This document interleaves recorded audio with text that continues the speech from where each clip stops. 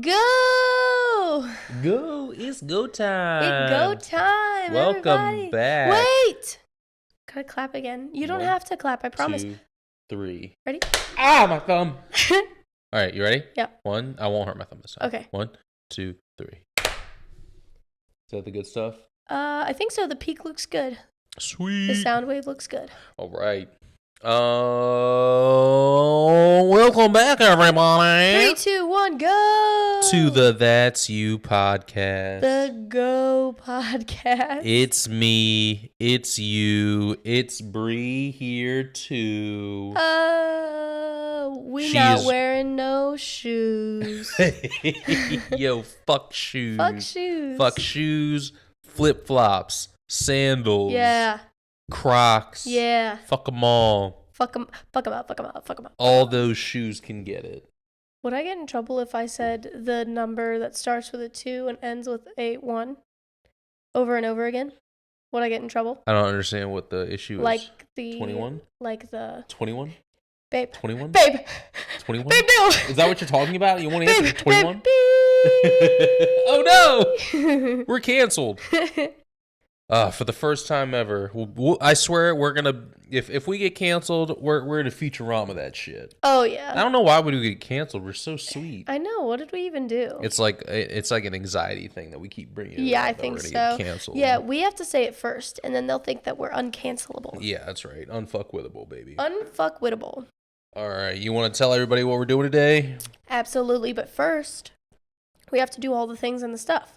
Oh my God, we're getting a little off track because there's no Florida Man today, but there's no Florida Man today because of what we're doing. But before that, babe, big butts. Babe, where can they find us? They can find us on Facebook, YouTube, Spotify, Twitter, TikTok, Linktree, maybe Pornhub Instagram. one day. Oh my gosh, when your kid was trying to say pine trees and he said porn trees. Oh my God, because they're porny. I said, the porn trees? I was like, oh my God. Like he has like a Boston accent or something. The porn trees. Yeah. I don't know what kind of accent that would be. But I feel like there's one out there. There has to be. Where pine turns into porn. The porny trees. Maybe New Zealand? I don't know. Not my son's accent, but no, not his. Alas. But definitely somebody's. Okay, so. Hi, Brandon. Hi, Landon. Hi, Mom. Hi, Larry. Hi, Larry. Hi, Ross and Allison, potentially. Hi, Ross and Allison, potentially. Oh, Sarah, we have a new listener. Really? Sarah listens now. Sick. She said that she was having like a cleaning day. And she was like, I want to listen to a podcast. Guess which one she chose? Oh, my God. The Jenna and Julian podcast. But she said she'll hit ours next. No, I'm just kidding. I sure hope she does. Yeah. One day. Hi, everybody. Hello, everybody. Also, the winner for the last podcast. Oh, shit. Right? Yeah, Desert Island. You want to do a drum roll? I mean, I guess I will. Okay.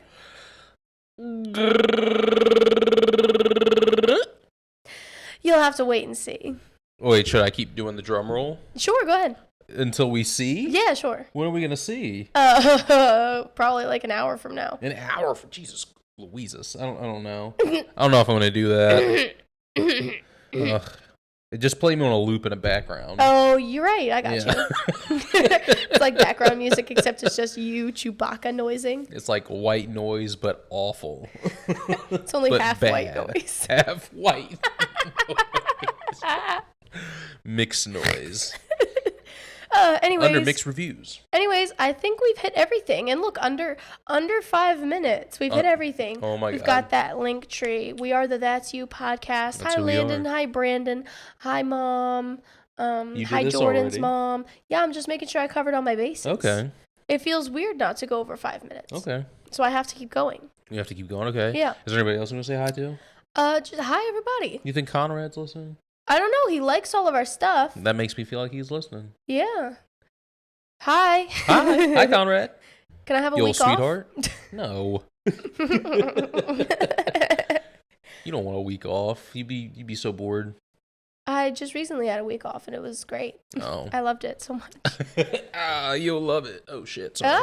It's okay. It's probably fine. Yeah, I'm sure. I won't extend my feet anymore or any longer. Nah. Get it. Extend. Extend. Yeah, but anyway. Like length. We're not doing a Florida man because we're here to hunt a real-life Florida man. Yeah. We're gonna find. See, the problem is the good comedy not pushing off that power out to the motor. The motor getting up at the dirt bike. They go dirt. They got a little butt box. The butt box bolt. Oh my god! It's a good video. It is a good video. Today we're solving a murder mystery, folks. Oh my god! All right, we're solving a murder, and if that sign didn't give it away, all these classified data cases. They have to be giving it away, okay? The bonus envelope and giving a pow out to the bonus envelope C. It got, and then the bonus envelope B got a lot of turk. It got a lot of turk. Here we go. Wait, shouldn't it be like this? Can I have that? Yeah. And then can I have this? And this goes here with this. And the motor. Have you seen Silent Library? Yes. That's what that reminded me of. It's a good good show. Oh, the moving about. Yeah. And all right, 3, 2, 1. They all do that, and then they're all like. Oh yeah, right. That's so funny. I haven't seen that in so long. You know, Justin Bieber was on one of those. No, I didn't. Yeah, he was. That's crazy. Yeah. So we've got hottie. Ew. Not now. Mm-hmm. I mean, back then. Oh. Yeah, ew. Oh. I roost my case. I roost my case. All right, you want to give us a little cheers? A little toast? A little toasty. A little toastest for the mostest? Of course. All right. Cheers to finding this murderous little psychopath. We won't rest till we find you. Cheers.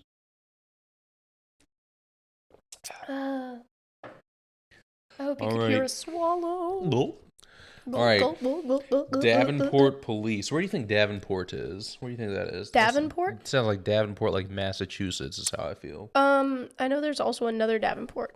Can you watch the screen? You've been given one task.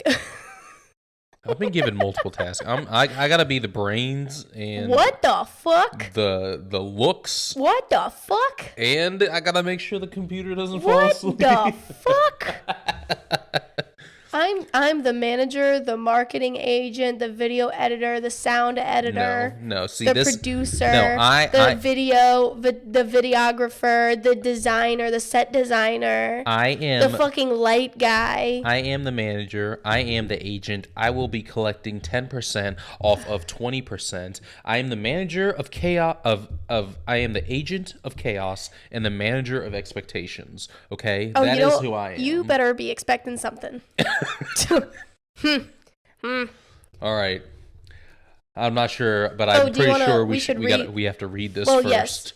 Davenport Police. Yes. Okay, it's got a little police emblem. Where do you think it is? For the people that aren't going to watch the thing, I'm going to describe this in great detail. It's got a little police emblem. Okay, guess what the police emblem has on it? An eagle and a star with a tree. Says the Davenport Police Department. Super policey. You know what's crazy? We finish each other's sandwiches. That's what I was going to say. No, we always choose to do things that involve so much reading. We're bad at it. And we don't typically read outside of the podcast. We're pretty bad at it. Oh, so before we get into this, the premise of this game right now, I'll read this box to you. It's a murder mystery, babe. They got it. We don't need to spoon feed them what's happening. There's 2 missing teenagers, Avery and Zoe. 2? I'm only getting paid for 1.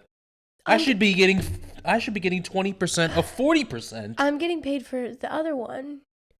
Oh, okay. Oh my god. But yeah, the murder mystery game that lets you become a detective. That's what we're doing. Hell yeah. But it's just we're trying to find 2 missing teenagers. Right. Not really. Not actual, factual. I feel like we should clarify. Yeah, straight up. As soon as we open this envelope, it says, "Please read this first" in all capitals with 3 exclamation points. And the back says, "I need your help." Yes. So I'm gonna let Bree leave the room because they specifically Can you stop getting those jabs in at me? We're drinking wine. They asked for me. I need your help. Okay. I read it. All right. Okay. Okay. Now you get to read that big long shit. Sure, I'll read it all. Please help. This is Jack Paulson. Bad name. I am an officer at Davenport More like Police. Jack Offerson. Nice. Very good. That's that good, clean comedy that I'm looking for. And I'm the comedic relief. That's right. See? I have to be the brains and the looks. All right? Was that what I said? Brains and... I know I said brains. I guess you could have the brains, too. Can't remember what I said. Okay. All right. This is Jack Paulson. That's still a bad name. I'm an officer at the Davenport Police Department, and I desperately need your help. All right, Bree, leave. He is begging for me. Oh my God. At 4:30 this morning, I responded to a 911 call from a 17-year-old Avery Gardner who was alone with her twin sister, Zoe. An attacker had broken into their house on Ashcroft Lake. Rich bitches.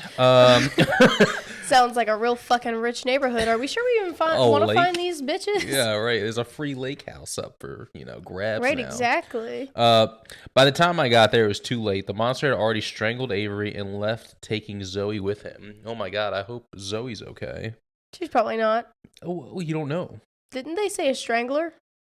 Or did they say stranger? Had already strangled Avery, so Zoe might still be alive. Wait, there's hope, folks. There's a monster? A metaphorical monster. Oh, okay. The entire like P. Diddy is a monster. Okay, yeah, like on the beat. But he like Scooby Doo'd them bitches. Yeah, like he took off. He took one and left the other. Okay. Yeah, he did a BOGO deal. Got it. Yeah.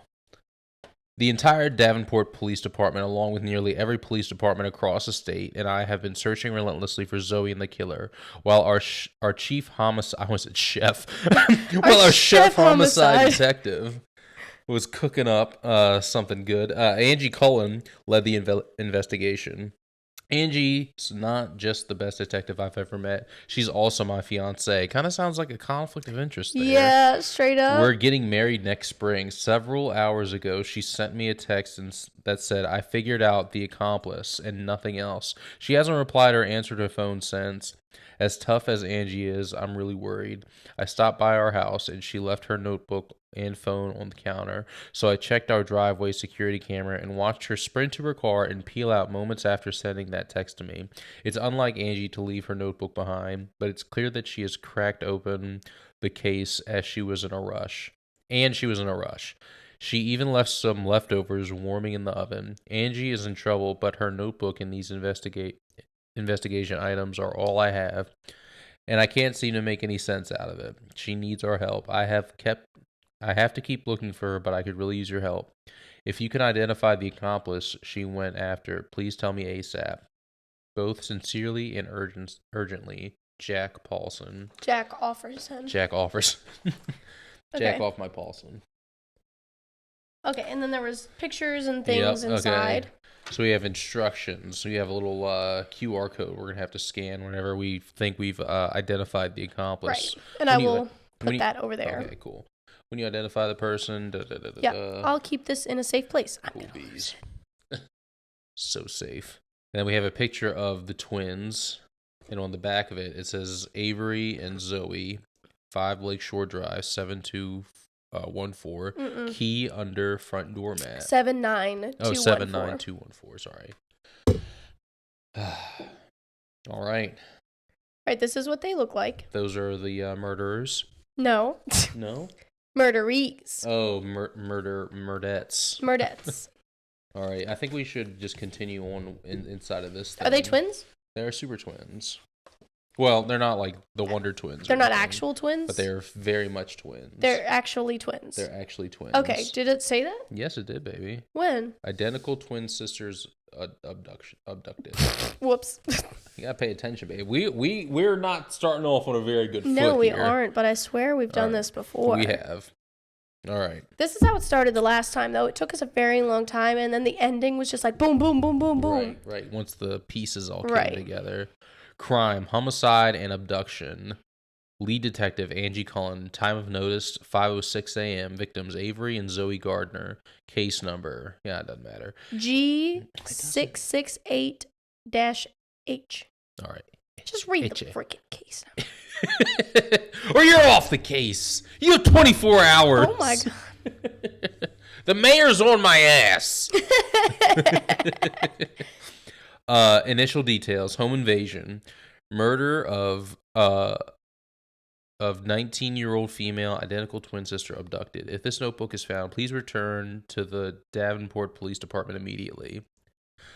Well, I guess we'll be right back. Shit. It's Davenport, Oregon, not Massachusetts. Okay. Yep. You're skipping a page. Ooh, Yep. multiple pages. Whoa, she's a good artist. You skipped a page. I didn't I? You did. Oh yeah, I did. Multiple. Just one. Okay. 5:06. First notice. Call from Officer Paulson. New homicide case. I thought that said Cooper. I can't see from here. Oh, I'm sorry. I'm trying to make sure they can see. Too. No, I know. I'm trying to read over your shoulder, but I can't. All right. Avery and Zoe Gardner, identical twins. One dead, one missing. Not sure which is which. What the fuck? These are bad detectives. No, I'm just kidding. They just got there. Not sure which is which. 19 years old, 5 Lakeshore Drive, not road. Okay. Meaning gravel maybe or something? No, I think it means drive, not road. Oh. Because there's probably like a Lakeshore Road there as well. Oh, okay. 5:09 a.m. Call to Sergeant Anders. Request the following: roadblocks, 5-mile radius in every direction. Activate all Davenport DD police or PD officers and personnel. Send APB to all states, all state, county, and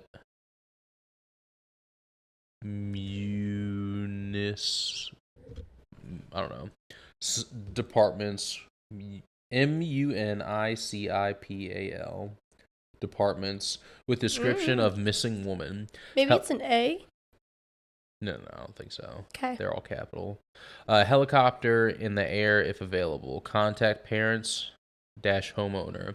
Confirm CSI team on the way to the scene. Have Chief Valentine from Washington State Police call me ASAP. Heading to the scene. 5:28. Arrived at 5 Lakeshore Drive. 2-story log cabin. Entrances in the front and rear. No visible signs of forced entry or exit. 5:30. First responders interview. Officers Paulson and Martin.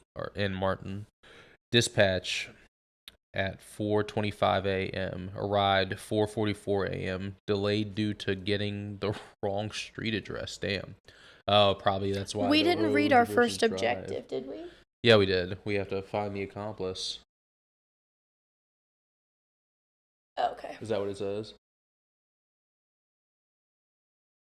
Can't see it. Yeah. Yeah. Objective 1, identify the accomplice. Okay, I forgot. I'm going to leave this here because I keep forgetting things. Doors were locked. No signs of forced entry. Entered at residence at 4:49 a.m. after seeing signs of a struggle through the window. Found one twin dead in the upstairs bedroom. Avery or Zoe, we don't know yet. No sign of the other twin. Officers cleared the rest of the house and called for backup. Called me right after. Parents and CSI team expected soon. 5:55 a.m. Mom and stepdad arrive. Mom in shock, hysterical, 100% genuine. Stepdad oddly calm. Paulson and Martin restrain mom. After mom calms down, we identify the body and confirm that dead body is Avery. Zoe is missing. Called Sergeant Anders to update the APB. Okay, so wait, one of them was found dead?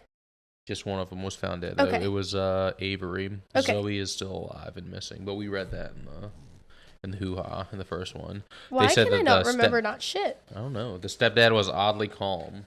Yeah. This is how it was described. It's never the stepdad. You know? Well, not never, but I don't know. That doesn't make any alarm bells. We're just getting started here. Yeah, we're just getting cooking. That doesn't ring any alarm bells. CSI team arrives. Preliminary findings. No forced entry. Intruder had key and security passcode. Avery was killed while fighting intruder upstairs. Can I make a guess? Zoe was tied up and dragged out the front door. Sure. It was a boyfriend that mom and stepdad didn't know about. She gave him the passcode and a key. Met him online. Not a jealous friend? A jealous friend? Yeah. Jealous of what? I don't know. Their twinliness. Their twinliness? Yeah. Their special connection. We'll find out. We're only triplet. On, Long lost triplet. Dun, dun, dun. Days of our lives. Key evidence found. Number 1, photo of the twins with names and address and security code written on the back. Is there oh, that's what that number was. Okay. I Key thought that was under a zip front code. doormat. At least 2 people involved. This was planned. Number 2, photo of unidentified woman with devil horns drawn on her head found near Avery's body. We didn't open the evidence thing. No, we haven't. We're opening that. We opened this first. Okay. I just figured we would read through it first. Okay, that's fine. Okay. They're just talking about things that we're supposed to have that I think are in there. The photo of the woman with the... Yeah, we can look at all that later. Okay. CSI team letting me take custody of both photos during the investigation. We need to find out why they were alone at the house, who knew they were there, who has a key and security code, who is the girl with the red horns. 6:24 a.m. Interview with Dr. Marie Hamilton. This is the mom. Maureen Hamilton. 54 years old. Her phone number is 503-555. Sounds like a fake number. 6891. We should call it. 42 Cal Hill Lane, Woodsbury, Oregon. She's a pediatrician married to Stephen Welch. Why were the twins alone at the lake house? Because they're 19 years old. Yeah, straight up. What the fuck? They came home Woodsbury house unexpectedly from college last night. Both are freshmen at Seattle College. Announced plans to drop out and move back home and focus on environmental causes. Stephen was furious. Argument ensued. Twins left around 7:30 p.m. to Lake House. No more contact until police called around 5 a.m. Who else knew the twins were here? Just Stephen and her.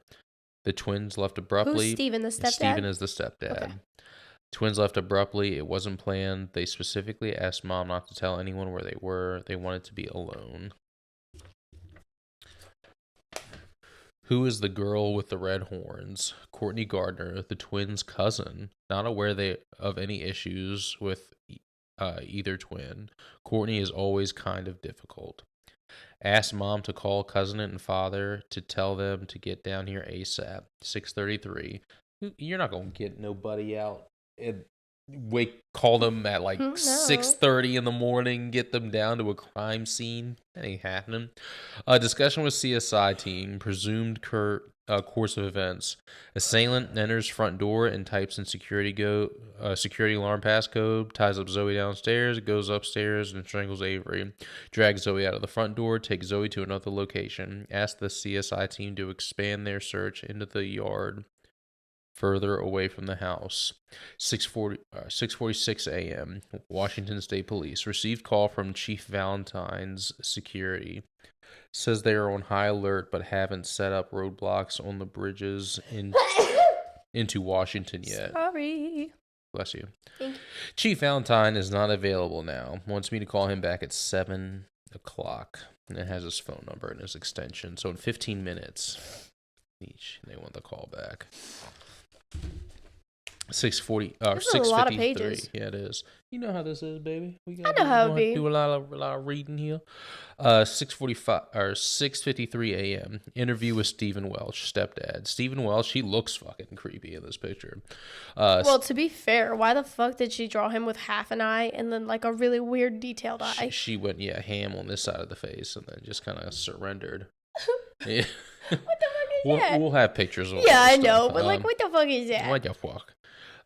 Stephen Welch, same address as as his wife, accountant, married to Maureen Hamilton, stepfather of the twins. What happened last night? Twins came home unannounced around 7 p.m. and shared plans to quit school. Doesn't think 19-year-olds should live at home.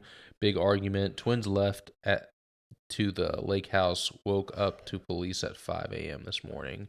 Where did you go last night? Went to the drugstore around 8 p.m. to grab his prescription, 30 milligram of some antidepressant, and then sleep apnea. It's he looks the type. The antidepressant is Celia, Celexa, Celexa, and then the Celexa. Yeah, I'm not sure. And then the I hope I just set some people's Alexa off. Hey, Alexa. Intruder alert, Alexa. And then the sleep apnea drug is Zyflamend. Not really sure how to say that. Zyflamid. Came home, went to bed around 10 p.m. Maureen stayed home all night. Did you tell anyone where the twins were? Saw Courtney Gardner, the cousin, at the drugstore and mentioned it. Courtney was acting a bit unusual, was tightly clutching a brown paper bag. Her pearls. Where's Courtney right now? On Hertz Way. She should be here in about an hour. Where's the twins' father? Not answering the phone. He's an alcoholic and a, quote, big loser. 87 Edmonds Road, apartment 2. Sleep apnea. And anxiety. Bitch. Fucking bitch. What are you worried about? What are you so worried about? Just calm down. The world is good. Everyone's out to get you. Yeah. Hey Alexa, everyone in the world's out to get me. Apartment 2 in Dirkland. Told him to have Maureen keep trying to reach him. Who else knew they were here? Weird neighbor lives about 200 yards northeast of the lake house in an old shack. Can't recall his name. Always peering at them with binoculars. Real big. What's wrong with binoculars? 6'4", maybe 250 pounds. You turn and look at me and I just have binoculars. What's wrong with binoculars? Why are you hating on binoculars? Binoculars? Monoculars. It's monocular. He's crazy, but not sure of diagnosis. He just walked over here 15 minutes ago, but Steven sent him back to his house. Has lived here for years, but says he was born in a mental institution. Nice place to have the page flip. Thinks I should interrogate him ASAP. 7:34 a.m. Call to 911 dispatch. Listen to an audio of Avery's 911 call. Not sure what to make of it. Requested a transcript of the call. They'll fax it to the station this morning. 7:54. Evidence found ID cards. CSI team found a patient ID for a Davenport psychiatric hospital in the grass about 200 feet northeast of the house. Suspect. And this name is circled. It says suspect. Lenny Nelson, probably the neighbor. CSI team gave me custody for the investigation. Heading to interview him. 8:04, discussion with Officer Paulson. Knows Lenny Nelson. Says he pretends to be dumb, but is actually very smart and very dangerous. Offered to join me for an interview, but I declined. I don't understand. Oh, Lenny Nelson did. Her fiance. Oh, no. Lenny Nelson is the suspect. The crazy guy, yeah. Offered to join me for an interview, but I declined. Why'd you decline? Never mind. Told him to finish his first responder report and get me the yellow copy. Also asked him to contact the psych hospital and get any details he can about Lenny. Wait, so who asked for an interview? It says knows discussion with Officer Paulson. Paulson, yes, her fiance knows Lenny. Yeah, the Officer Paulson offered to join her for the interview. Oh, okay. Yeah. Interview with Lenny Nelson, neighbor. Lenny Nelson, 34, 7 Lake House Drive, Davenport, Oregon. No phone, no wife, no job. Lives about 200 yards northeast of the twins' house. He ain't got no back seat. Run down, rusted windows, peeling paint. Looks uninhabited. Do you live in this house for the past 10 years? What were you doing last night? Stayed home. Skinned a couple of chipmunks on the front porch. What the fuck? Jesus. Did you see anything unusual? He was doing something unusual. Of course he saw something unusual. Saw 3 cars at the lake house driveway last night. Number 1, the twins' Jeep. Recognized their loud music with the windows down. Not sure of the time, sometime after sundown. Number 2, an unmarked white van driving slowly stopped in the driveway for a bit. Has seen it in the neighborhood before. Has a black passenger side door. Trailing a large piece of equipment. Few hours after sundown. Number 3, a fancy sports car belonged to some high-end real estate guy. High class. Yeah, high class real estate guy. Same guy visited him last week about buying land. Left his business card. Davis Bateman his name is also circled that says suspect. Several hours after sundown. Should we get like a pen and a piece of paper? Oh, we'll probably hear it all again in this evidence thing. Okay. Several hours after sundown. Are you a patient at DPH? Just released from a stay there. Had a problem with some hikers at a social worker. Said he had to go there. Insists he didn't escape. Says he's only diagnosed as bipolar. Thinks the ID fell out of his pocket while he was checking his animal traps for, those chipmunks. Thought he was kindly skinning alive. Yeah, crazy. Do you own a vehicle? Old truck behind the house. Says it won't start. Needs a new battery. Rowboat down by the lake. Says he can't use it. Doesn't have any oars. He put his battery in his rowboat, his oars in his car. Oars in his car. All right. 8:36 a.m. Call to Davis Bateman. Left a message to call me ASAP. Davis Bateman was the real estate feller. Mm-hmm. 8:54 a.m. Discussion with Officer Paulson. Psych hospital said Lenny Nelson was released against medical advice. No more details without a subpoena. Asked Officer Paulson to find the twins' dad, Frank Gardner, and bring him to the station. 8:59, call to station. No promising leads yet from APB. Asked around about white van with black passenger door. Requested a background check on Lenny Nelson. 9:26 a.m. Interview with Courtney Gardner, the cousin. This is the girl with the devil horns. Okay. 541 Thompson Avenue, apartment 417. She's 20. Dirkland, Oregon 97241. It has her phone number here too. It ends in 3236. Single. Works at Tattoos by Veronica, but her name is Courtney. That's kind of weird. The twins' cousin, her dad and their dads are brothers. Okay. Where were you last night? Left work early, feeling sick. Went to the drugstore for Pepto and saw Stephen Welch, the twins' stepdad, around 8:15 p.m.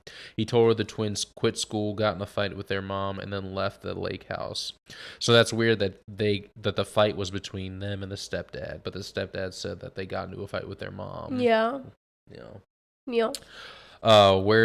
Where did you go after the drugstore? Called Avery at 8:30 p.m. to see if she could join them, but they wanted to be alone.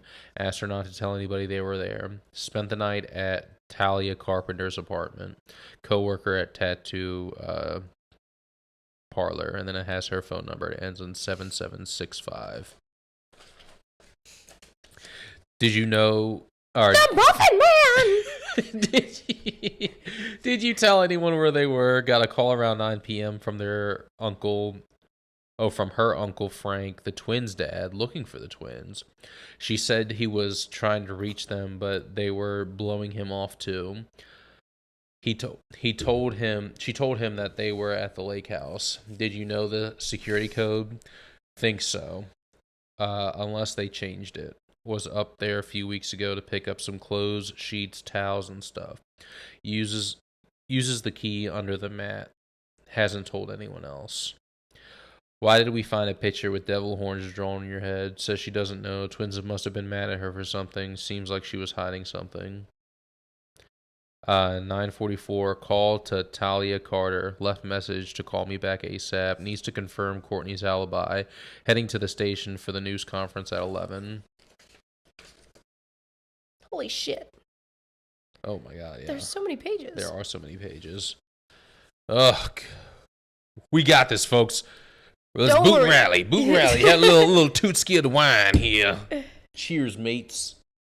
Tink. Tink.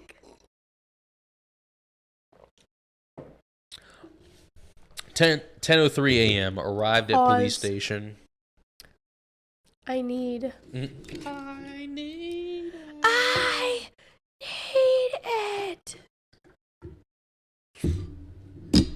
Oh, Tink. A little intermission, a little bit of dead air, you know. Ready to keep them going. 10:03 a.m. Arrived at police station. Picked up 911 transcript. Printed out all maps, roads, and satellite views. No leads on white van with black door. Requested background check on Bateman. Frank Gardner still missing. 11 a.m. news conference. Gave photo of Zoe for media distribution. Provided description of suspect and incident. Asked for help and provided tip line phone number. 11:48 call to Bateman Properties. Assistant says he's out of the office. No help. 11:54 a.m. Coroner's office. No new or helpful information. Signed and picked up the autopsy report. 1:20 p.m. Discussion with Officer Paulson.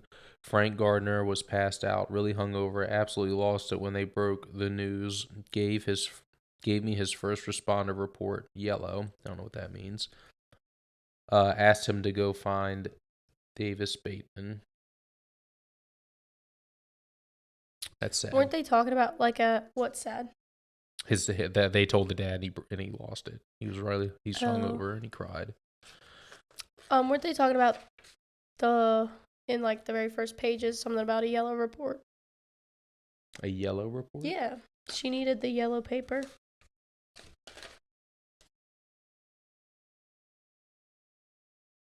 Yeah, I don't know. I think that she said something about a yellow paper.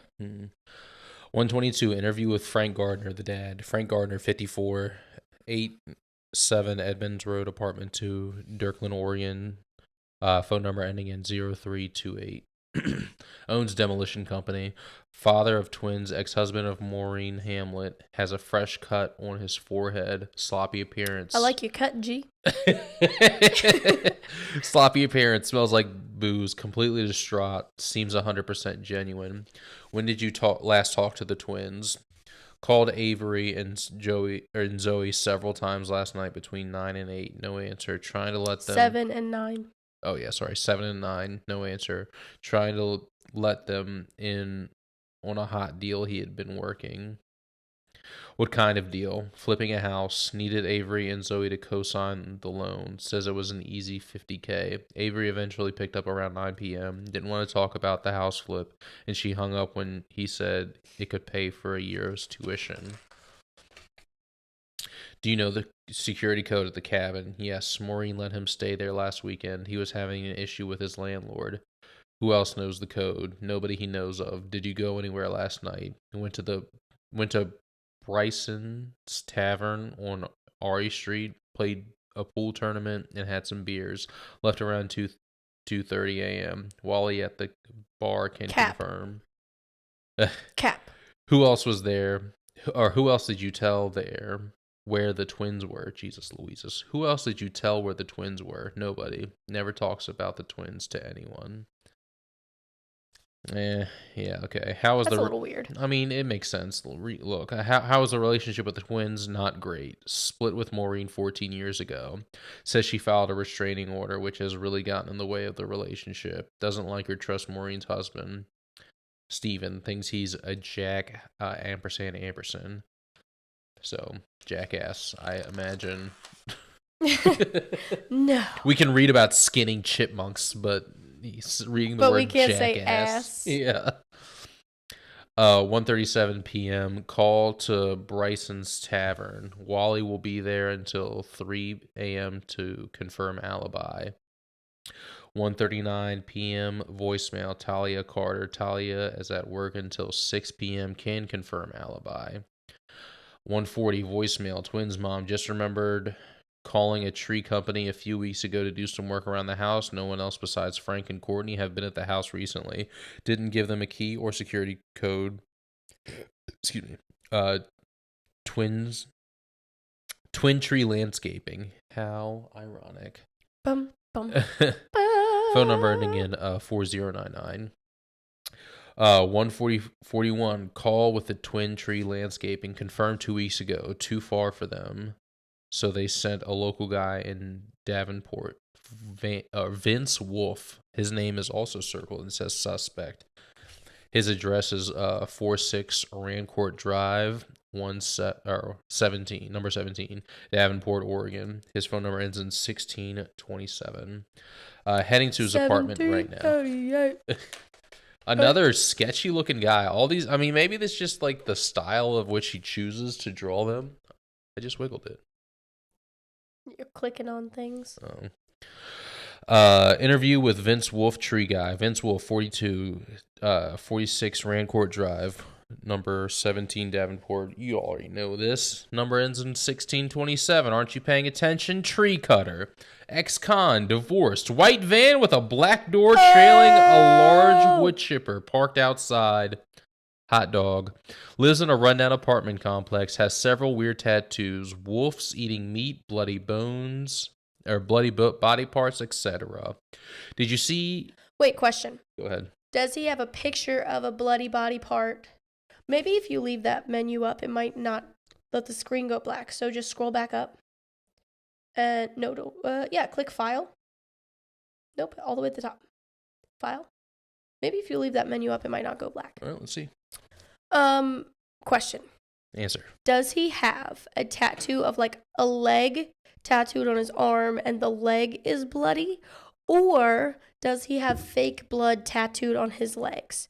All it says is bloody body parts. It's a wolf eating meat. Bloody body parts. Right.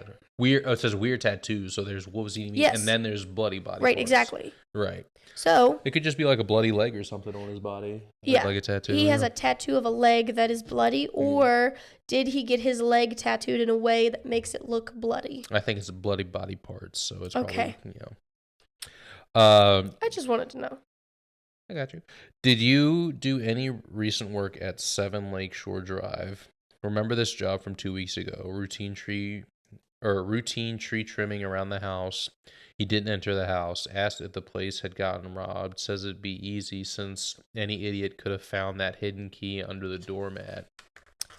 How fucking weird. Just really incriminating yourself there, buddy. Where were you last night? Finished a job at 9 p.m. and drove around Ashcroft Lake area scouting potential work. Did you drive by 5 Lakeshore Drive? Yes, I pulled in front of the house but saw the lights on and left. Then what did you do? Last night? Nothing. Went home and sat on the couch, had a few beers, and went to bed around 1 a.m. Cap. Is that your van out front? Showed me inside the work van. He uses chainsaws, hedge trimmers, rakes, shovels, etc. The van also trails a large wood chipper. 251. Call to the station. Requested background check on Vince Wolf. CSI report is ready to sign and pick up. 3:34 p.m. Call from Officer Paulson. Found Bateman and brought him into the station. I'm on my way to the station. Oh my God. We're like 3/4 of the way done with the podcast, and then we haven't even finished the first. We can make this a longer one. Yeah, we'll do a 2-parter. Yeah, 2-part, but we can also make them long episodes. Yeah, we can do that too. Interview with Davis Bateman, real estate developer. Davis Bateman, 37, 29 Sparrow Lane, Woodbury, Oregon. Phone number ends in 1322. Real estate developer, single, lives alone. His vehicle was seen last night at the lake house. Were you near Ashcroft Lake last night? Yes. He wants to buy property there for a condo development. Has something big in mind right on the waters. Does that something big involve murder? Murder? wants to put Everett Lehman to shame. I don't know who that is, but I'm sure we'll find out. I'm sure it'll be the next page. Was Lakeshore Drive last night scoping plots, headed home around midnight. Says it's important to get the night view as well as the day. Did you see anything unusual last night? Nothing unusual that time, but there was a big crazy guy hiding in the woods on Lakeshore Drive. Oh, nothing crazy though. Lenny Nelson? ? Says big crazy guy. Yeah, confirmed meeting him earlier. Said Lenny was erratic, weird, and smelled like trash. Left him a card though. He was working on a truck when he met him. CSI team update. 5:15 p.m. Talked to Humberto. What is it? Humberto. Amazing name. Yeah, it is a good name. Humberto. At the station. Blood and hair strands on the downstairs floor matches Zoe's DNA. Confirms she was dragged out the front door. Blood found near the body belongs only to Avery. No surprise. No evidence of any other person in the house. Analysis confirmed 100% that the killer entered the security system passcode. Picked up Humberto's CSI report. Picked up CSI photos. Heading to tattoos by Veronica to confirm cousins' whereabouts last night. Yeah. Talked to Humberto at the station. Blood and hair strands on the downstairs floor match Zoe's DNA. Yeah, that's the one that got away. The one that got away. I would like to have a new theory. Okay. Zoe killed Avery and then ran off. I was thinking about that, but I'm not ready to commit to that bitch just yet. Well, here, let me throw you a loop. Go ahead. Avery wanted to quit school. Zoe did not want to quit school. But it said they wanted to quit school. It didn't specify that one of them did. Right, exactly. I'm telling you. Avery had convinced Zoe to tell everybody that she wanted to quit school too. We could quit school together. It'll be a great time. And then they told their mom. Zoe saw how upset everybody was. She got cold feet, didn't want to do it, and only way that she saw to get out of this was murder. I don't know if I'm ready to commit to that quite yet. Okay. I like it. I don't hate it. It's good. It's not solid yet, though. 5:57 p.m. Interview with Talia Carter, cousin's co-worker. Talia Carter, 24, 24 Charlotte Street, number 305. Phone number ending in 7765. Tattoo artist, friend and co-worker of Courtney Gardner. Was Courtney with you last night? Yes, Courtney arrived between 8:30 and 9 p.m. Was she acting funny at all? Right after arriving, she took a call in the bathroom and she seemed kind of quiet. Got another call around 10 p.m. and went outside to speak to a man in the parking lot. Couldn't see the vehicle he was in. Was looking from the balcony and there was a tree in the way. Courtney said she should have called that tree cutter guy. Courtney said it was a food delivery driver who got her order wrong, so she canceled it. She slept at your place. Courtney fell asleep on the couch around 1 a.m. and Talia went to bed soon after. Heard her take a phone call around 7 a.m. and rushed out the door. That was the come down to the station call. Courtney could not have left and came back because Talia had to buzz her in. Did you ever meet Avery and Zoe? Met once. They came for matching tattoos. She did the tattoo. Picture of both their tattoos on the website if needed for identification. Tattoosbyveronica.com. Check this out later. Call from Officer Paulson. Sergeant Anders wants to turn the investigation over to the FBI or state police. Told him to buy me some time. Left me lasagna in the fridge. Nice. $3.50 for 30 minutes. Heading to Bryson's Tavern to interview the bartender and confirm their father's alibi. We're almost there. Huh? We're almost there. I know. Interview with Wally Bryson Jr., the bartender. Wally Bryson, 40 years old, 177 Airy Street. Bryson's Tavern. Phone number ending in 3927. Owner of Bryson's Tavern. What time was Frank at the bar? Not sure when he arrived. Recall seeing him the first round of the pool tournament around 10:30 p.m. He was there until last call, 2:30 to 3 a.m. Got really drunk, seemed depressed. Why was he so depressed? Said he lost out on some big real estate deal, acting normal until his business partner came by to give him the bad news, and then he seemed really down and started doing shots. Who's his business partner? Don't know him. He came in around 11, sat with Frank in the back for a little while. Hasn't been in before. Introduced himself as Joe. Joe Mama. Something doesn't remember. What?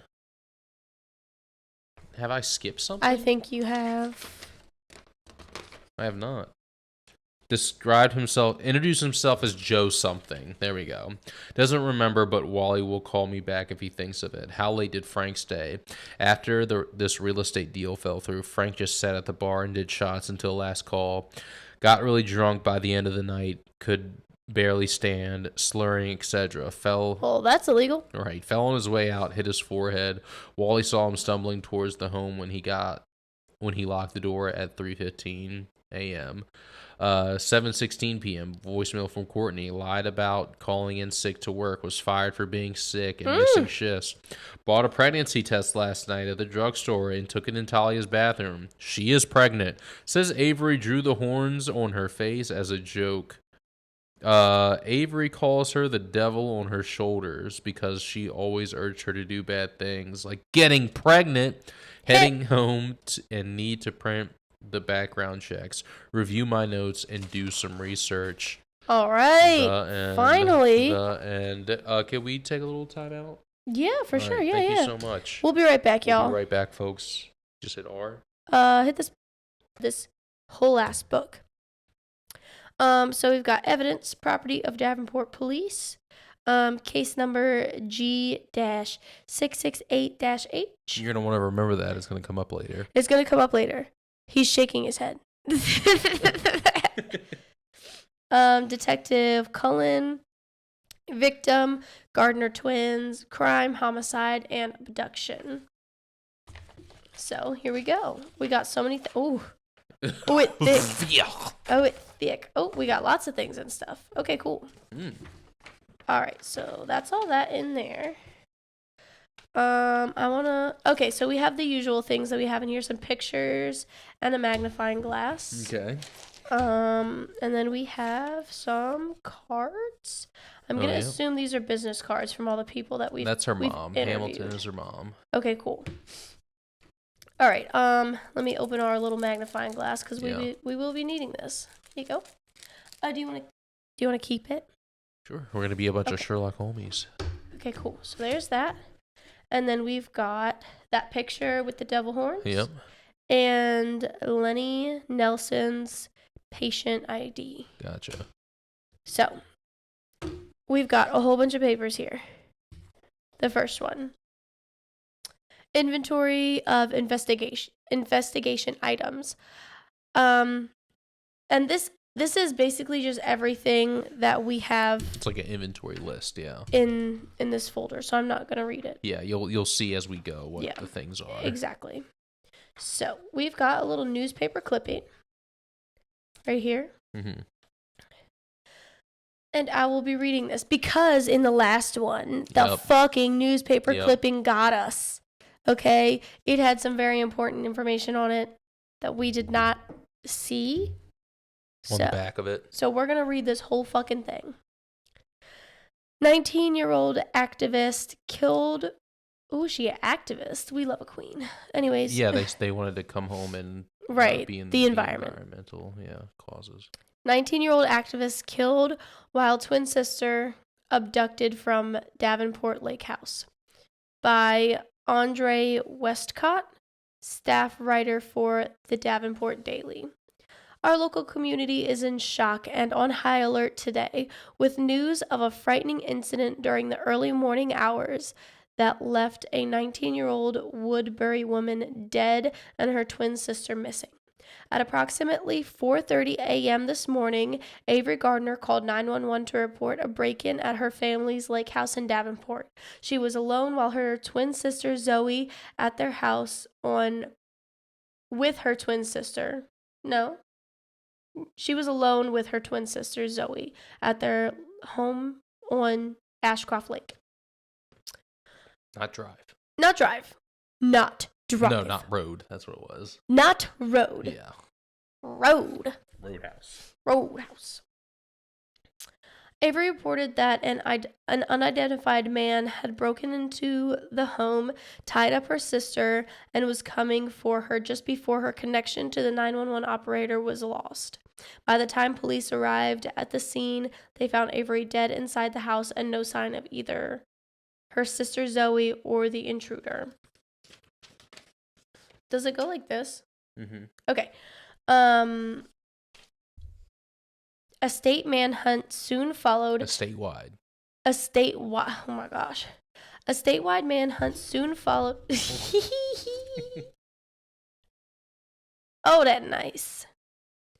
As police departments throughout the region set up roadblocks and activated additional personnel, including canine and helicopter units, to help track down the killer and save Zoe. At this point, neither has been found. Detective Angie Cullen is leading the investigation for the Davenport Police Department and made a brief statement to the press during a news conference at 11 a.m. this morning in front of the Davenport Police Station. And then we've got a little picture with, I'm assuming, the reporter and a helicopter by a house. Maybe that's the police station. Homicide Detective Angie Cullen leads the Gardner twins murder investigation and missing person search. And that is the lake house. Like, that's a picture of the lake house. Okay, gotcha. And then we have a picture of the twins. Avery and Zoe Gardner are victims of last night's break-in at their family lake house in Davenport. Avery was murdered. Zoe is still missing. We have reason to believe Zoe Gardner is still alive, and we're doing absolutely everything in our power to bring her back to her already grieving family. I personally delivered the horrible news to Avery's death to her mother this morning, and I'm not going to do it again, said Detective Cullen. The Gardner twins were born and raised here in Portland, where they graduated from Woodbury High School last year. While students at WHS, they gained popularity for calling attention to illegal logging practices that were taking place in the Davenport Preserve. Always together, the twins lived in Woodbury with their mother, local pediatrician Maureen Hamilton, and their stepfather, Stephen Welsh. Zoe and Avery were both freshmen in the environmental studies program at Seattle College. Detective Cullen is maintaining a positive outlook on the search for Zoe and added, "We have several promising leads on this case. We're going to find Zoe and we're going to hunt down the people responsible for what happened here today. We will bring Zoe home alive. We'll solve this case together." If you have any information on this time-sensitive case, please call the Davenport Police tip line at 503-555-0681. All tips and informants will be kept strictly confidential. Will you just make sure it's still recording? Yep. Oh, very nice. As long as we don't hit the space bar to wake it up, this should be fine and dandy. Okay, so we've got some ads in the top of this newspaper. Okay, we've got my little... We've got LJ Spruce and Company, outfitters of outdoor apparel since 1868. Too much flannel? No such thing. Come in this week for our annual 20% off all flannel store-wide sale. 114 East 4th Street, Davenport. OR 9. I know. It says OR. 97250. 503-555-1167. And then we've got Lyman's Lake Properties. Love nature? Take the plunge and purchase a lavish vacation home. What? Let me do a voice. Love nature? Take the plunge and purchase a lavish vacation home right here on Ashcroft Lake. Let our team of local experts assist you in pursuing our luxurious available properties. And then their address is very tiny down at the bottom. Can you see it? I can't see it. 85 Woodchuck Road, Davenport, Oregon. Very nice. I think I'm going to keep it. By Luann Perry, staff writer for the Davenport Daily. Tomorrow marks 1 year anniversary of Roxanne Neal's disappearance. Where do you see that? Oh. Well, you didn't say it into your mic. Tomorrow marks 1 year of Roxanne Needles. Mm-hmm. Okay. Disappearance. Who the fuck is Roxanne? Roxanne. Why you going disappearing? Sorry. You don't have to disappear all the time. All the time. Friends and family of Roxanne Needle are planning a gathering at 4 p.m. tomorrow in Davenport Park to mark the 1 year anniversary of the young woman's mysterious disappearance. Roxanne Needle, who would have turned 18 last Friday, was camping with several friends in the Davenport Preserve just east of Ashcroft Lake when she went missing. That's the same lake that they live by. Yes, indeedy. She was last seen gathering firewood around 4 p.m. in the afternoon. Well, no shit. When friends noticed she had been gone a long time, they searched the area and called in the authorities when it started to get dark. And there's a picture of a helicopter. Search and rescue operators looking for Roxanne last year. This wasn't like Roxanne. She knew these woods very well. Well, she knew these woods well and always kept in contact with us when we were out hiking. In fact, we thought she was pranking us at first, said Dean Wells, 18, Needle's former boyfriend. It's him. It's Mr. Wells. And then we have a picture of Roxanne. Roxanne Needle, 17, went missing during a camping trip last year. Search parties scoured the area for weeks but came up empty-handed. There have been reports of a large black bear getting into people's trash nearby. We're truly hoping and praying Roxanne didn't meet up with it, said the lead investigator at the time, Mark Grayson. That name sounds familiar. Did we read it already? No. Okay. My daughter has been missing for a year now, and still we have no idea what happened to her. Please, if you have any information at all, please let the authorities know, said Roxanne's mother, Alicia Needle. If anyone has any information on Roxanne or her whereabouts, please contact the Davenport PD at 503-555-2700. Miss Needle, why do I have such a problem with that? Needle. It's just Needle. Is the 5th young woman to have gone missing in these woods in the past 10 years. Klondike's canoe sales and rentals. Whether you're looking for a one-day outing or years of fun, come on over and let our expert staff set you up. We've got a wide variety of canoes to suit everyone.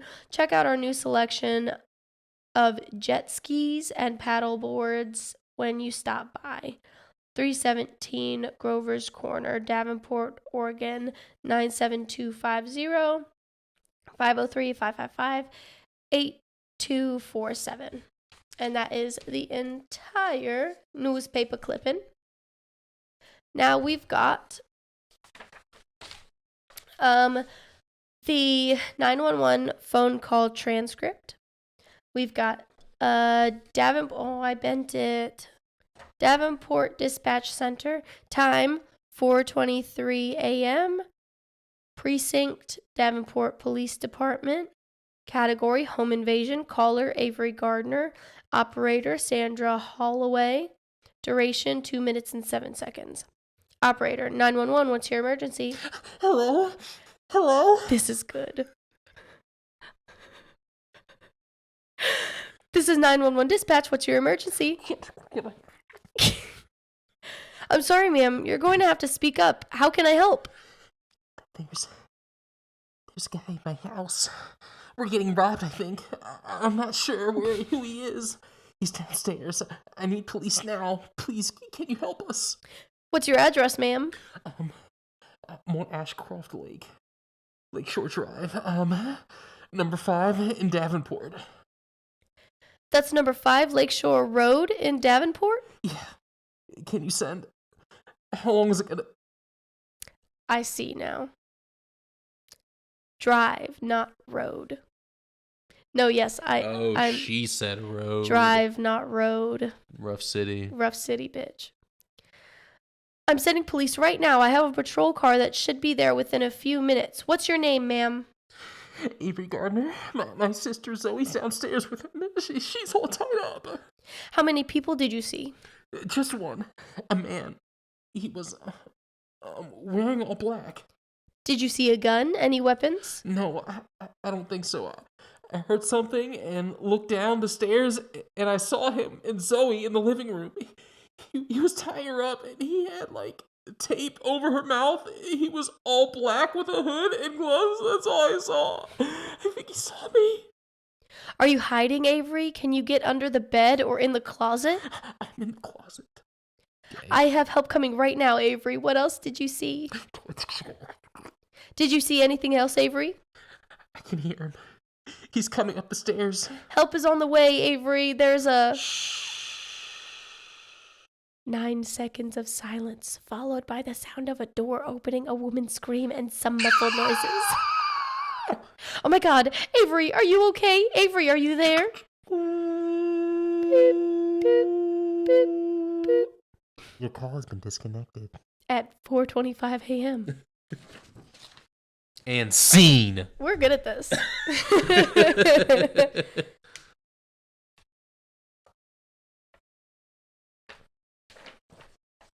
All right, we have Davenport Police Department, First Responders Report, Reporting Officer, Officer Jack Offerson. No, I'm just kidding.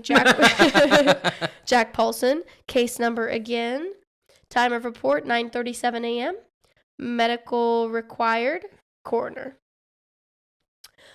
Location of incidents, 5 Lakeshore Drive, Davenport, Oregon, 97250. Dispatched to Lakeshore Road. In all caps. Details of event. Officer Billy Martin. Officer Billy Martin and myself, Officer Jack Offerson. Jack me off. Officer Jack me off. Officer Jack me off. Received a dispatch at 4:25 a.m. to respond, to a home invasion in progress at 5 Lakeshore Road. Officer Martin and I arrived at 5 Lakeshore Road at 4:29. But I thought something was wrong because dispatch told us there may be a woman in a closet on the 2nd floor and Lakeshore at 5 Lakeshore Road is this guy's real pissed off about that. I know. Single floor home. I radioed dispatch, and after waiting a full 4 or 5 minutes, they confirmed the break-in was actually underway at 5 Lakeshore Drive, at least 10 minutes away from where we were. We finally arrived at the scene at 5 Lakeshore Drive at 4:44 a.m. It was a 1-lane gravel road with a single street light. Neither of us recall any other vehicles on the road at the time.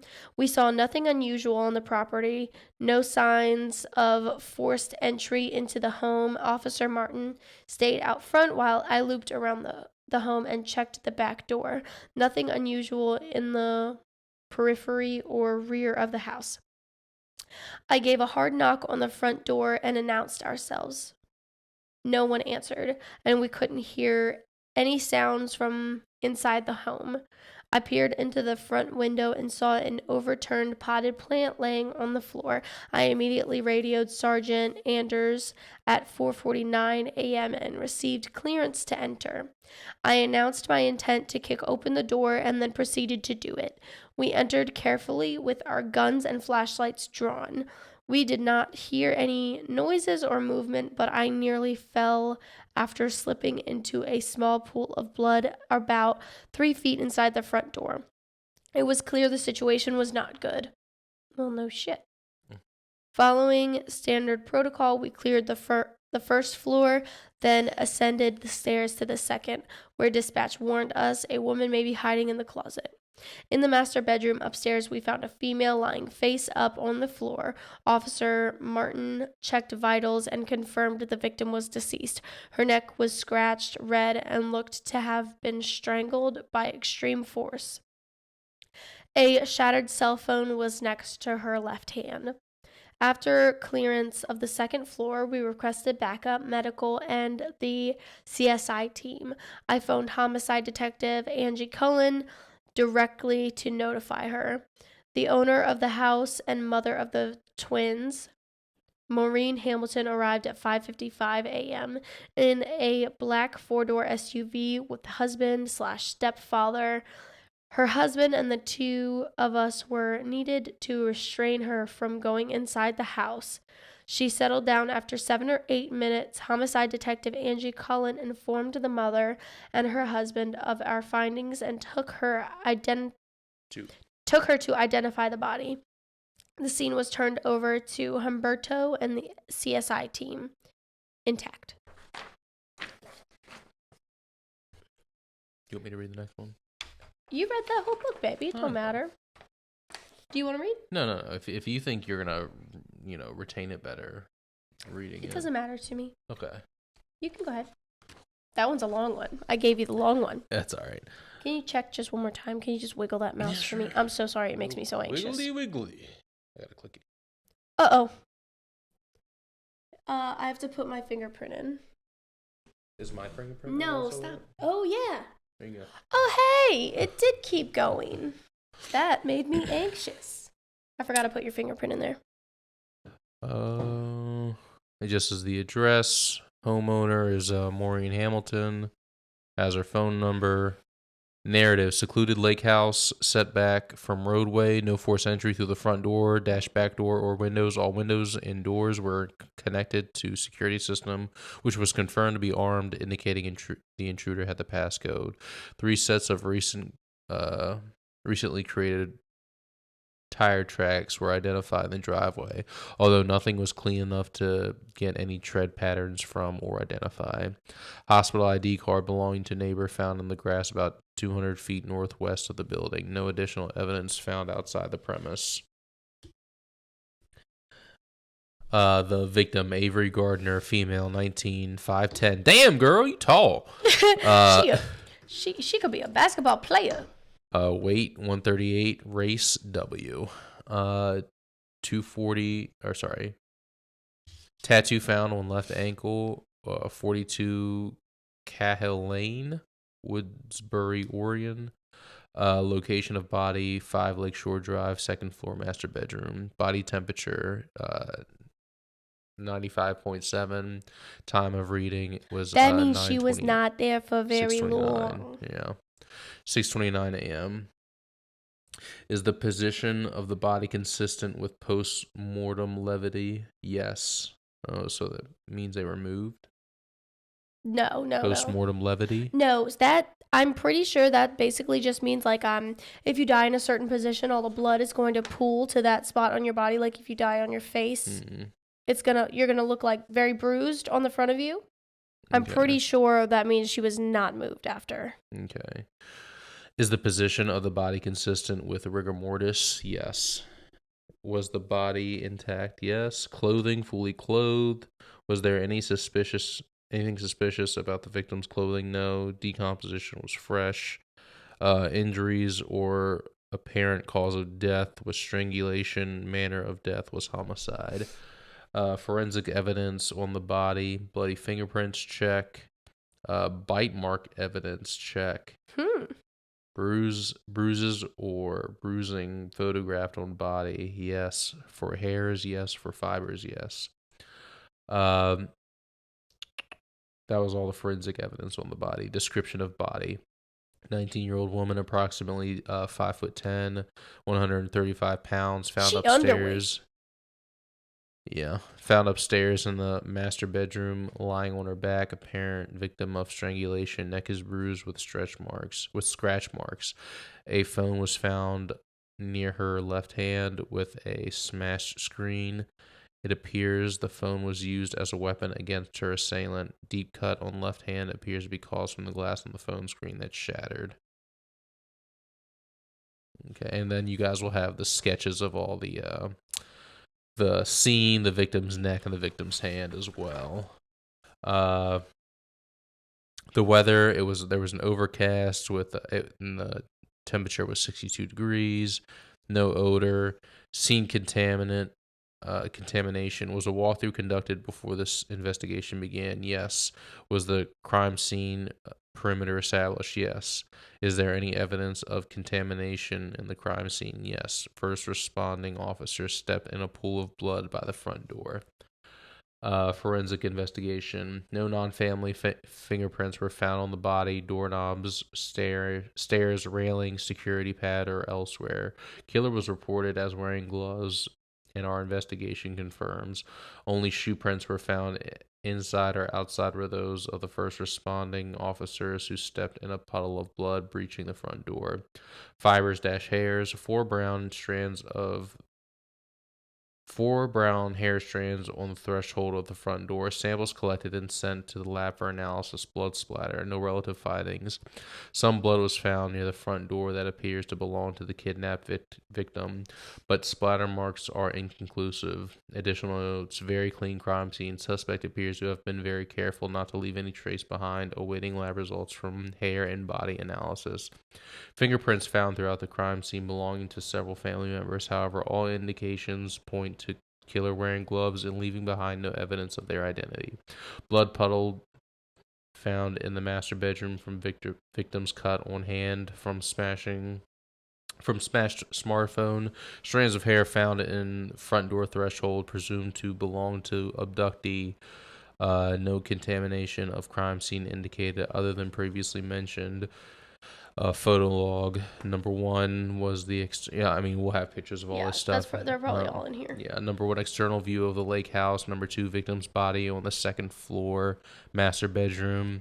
Number three, victim's neck showing signs of strangulation. Number four, victim's left hand cut from broken cell phone. Number five, victim's left ankle identified feature tattoo. Number six, victim's phone, broken glass was used as a weapon. Number seven, security keypad alarm was active on all entry points. Number eight, front door found signs of a struggle. Number nine, strands of hair found on front door threshold. Hospital. Number 10, hospital ID card found in the grass outside. And then all the evidence just says where all the stuff was found. You guys already heard that. Additional analysis needed. Will be running lab tests on both blood samples found at the crime scene as well as the hair samples. Have asked victim's mother to provide hairbrushes used by abducted sister Zoe. And it's all signed by, the necessary parties. Okay. Oh, this one thick. Feel. Chewies. Oh, that's because I picked up more than one. All right. The next one, Davenport Police Department coroner autopsy report. Victim's name, Avery Gardner. Eye color, blue. Social security number. What is it? 000262648. Sounds like bullshit to me. Female, age 19, Caucasian, weight 138, height 5'10", toxicology, alcohol, no, drugs, no, x-rays, yes, blood, yes, urine, no, scars, appendix removal, tattoos, yin-yang tattoo on the left ankle, yin-yang, description of corpse, victim was found lying on back with finger marks on the neck, indicating strangulation. Face flushed with severely bloodshot eyes and a small amount of blood coming from nose. External injuries. Neck bruised in several places on the front and back. Lacerations on palm of left hand, approximately 3 inches wide, 0.25 inches deep. Internal injuries, damage to carotid Carotid artery. Yes, thank you. In the neck, damage to trachea, Asphyxiation. asphyxiation, resulting in brain death. Manner of death: signs of strangulation signs of struggle in room, strangled from the front until asphyxiation took place. Cause of death: asphyxia. You just make the word harder and harder, don't you? Where is it? Right there. By manual strangulation. Conclusion: the victim appears to have sustained why asphyxiation through strangulation by hands, causing brain death within a few moments. Postpartum. Did you hear what I just fucking said? Postmortem, dumb bitch. God, yeah. Postpartum. I know what you meant. I think everybody knew what I meant, but still. Post-mortem scan picked up no brain activity. A deep abrasion was found on the palm of the left hand. Appears to be the result of broken glass from the victim's phone. I conclude the victim used the phone as a weapon against the assailant, and the glass from the broken screen caused that injury. Signed by yours truly, the coroner. Oh. This is empty. Mm-hmm. All right, we're almost through the first set of evidence. Yeah, these are just maps. Yep. We will post these on the, on the video for a little bit. This is really one of those podcasts where you're almost gonna have to watch the video, folks. I mean, unless you just want to listen. Yeah, unless you're fine with just Unless you're fine, we're just gonna read it to you. You can just imagine the things and the stuff. Yeah, if I you're do that down with murder mystery. Let podcasts. us try to solve this Podcasts. crime. Podcasts. If you're fine with letting us just try to solve the crime, I don't think we need this. That's all gravy. Yep, this is just a cry for help. Here are the pictures. Also, these are fake injuries, by the way. Like, they're gonna show you a fake person. Yeah, that's fake dead. Right, it's fake dead, I swear. Yeah. Just good makeup. That's the house. Fake dead individual. Fake dead individual. That is not Zoe. The other one. What's the other one? Avery. Avery. Fake neck bruises. Yep. Fake. Oh, this one looks very AI. This one looks bad. Fake cut hand. Fake cut hand. Real tattoo. This is not. I mean, I guess her sister has the other half. Yeah. It doesn't say though. Broken cell phone. Alarm system. No. Yes. Oh yeah. 7:22 a.m. alarm active. Potted plant and a photograph and blood. What's that envelope there? Or is that a picture or something? It's like a picture frame that fell over, Okay. I think.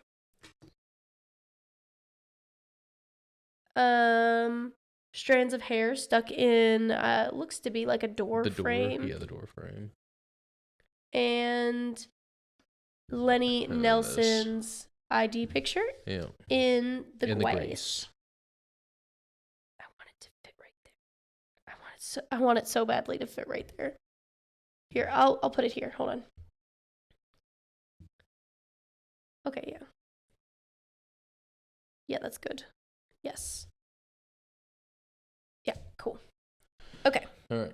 Now we have the last little thingies that go on in here. I'll let you do the honors for this one. We could just trade back and forth through these. Okay. Okay.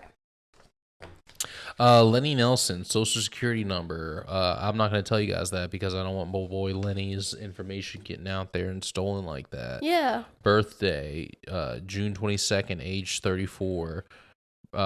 Born in Washington. Born. Male, 6'4", 265. Eyes are hazel. Hair is brown. Race is Caucasian. Single. Doesn't go by anything other than Lenny. He's not a veteran. Distinctive features. He has very thick forearms, like Popeye, I guess. Sex offender, no. States searched, Oregon.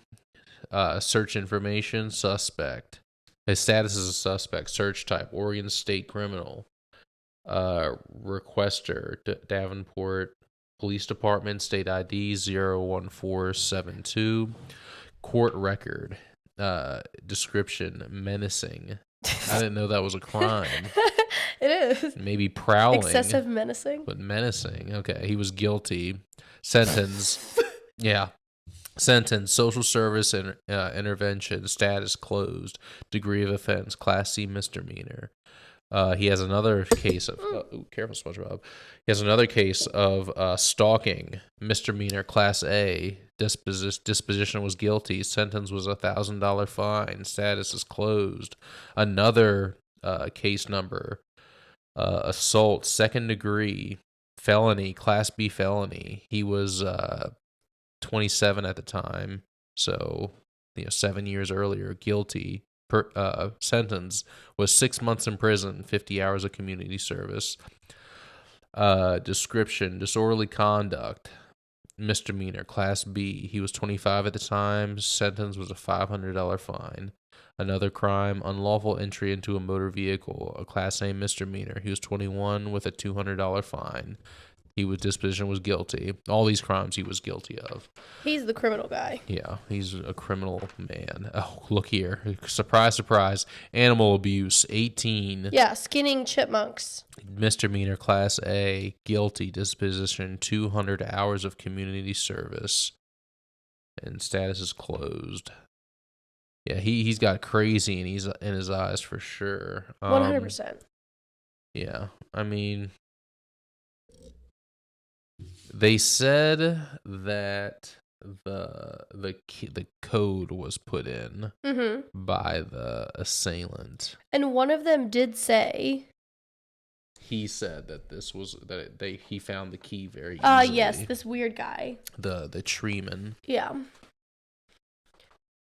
So there's that. I'll put that there.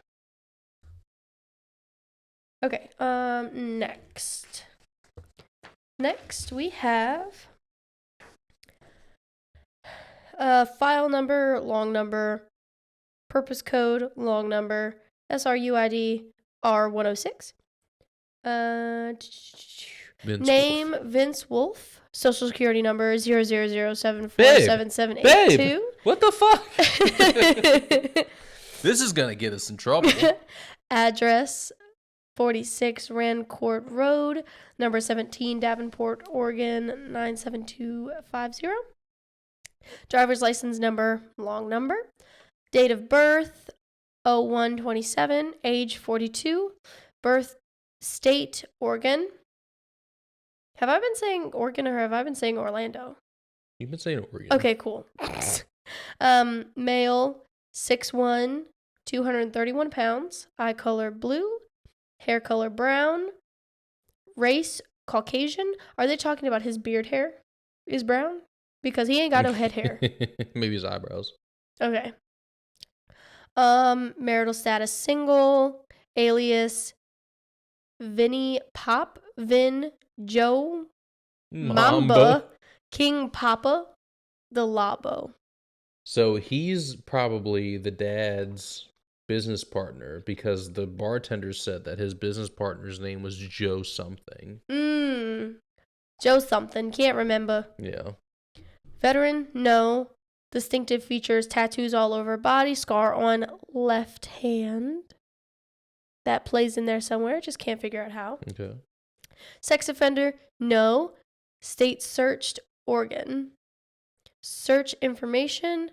Status suspect. Search type, Oregon State criminal.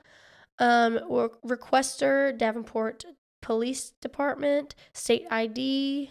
Numbers. Court record. Case number. Long number. Description. Unlawful transport or coniferous trees. Code 164.825. Degree or offense, misdemeanor class B.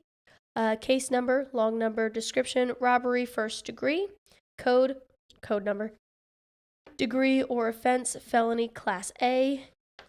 Case number, long number, description, assaulting a public safety officer. What? Oh, I haven't been reading the other side.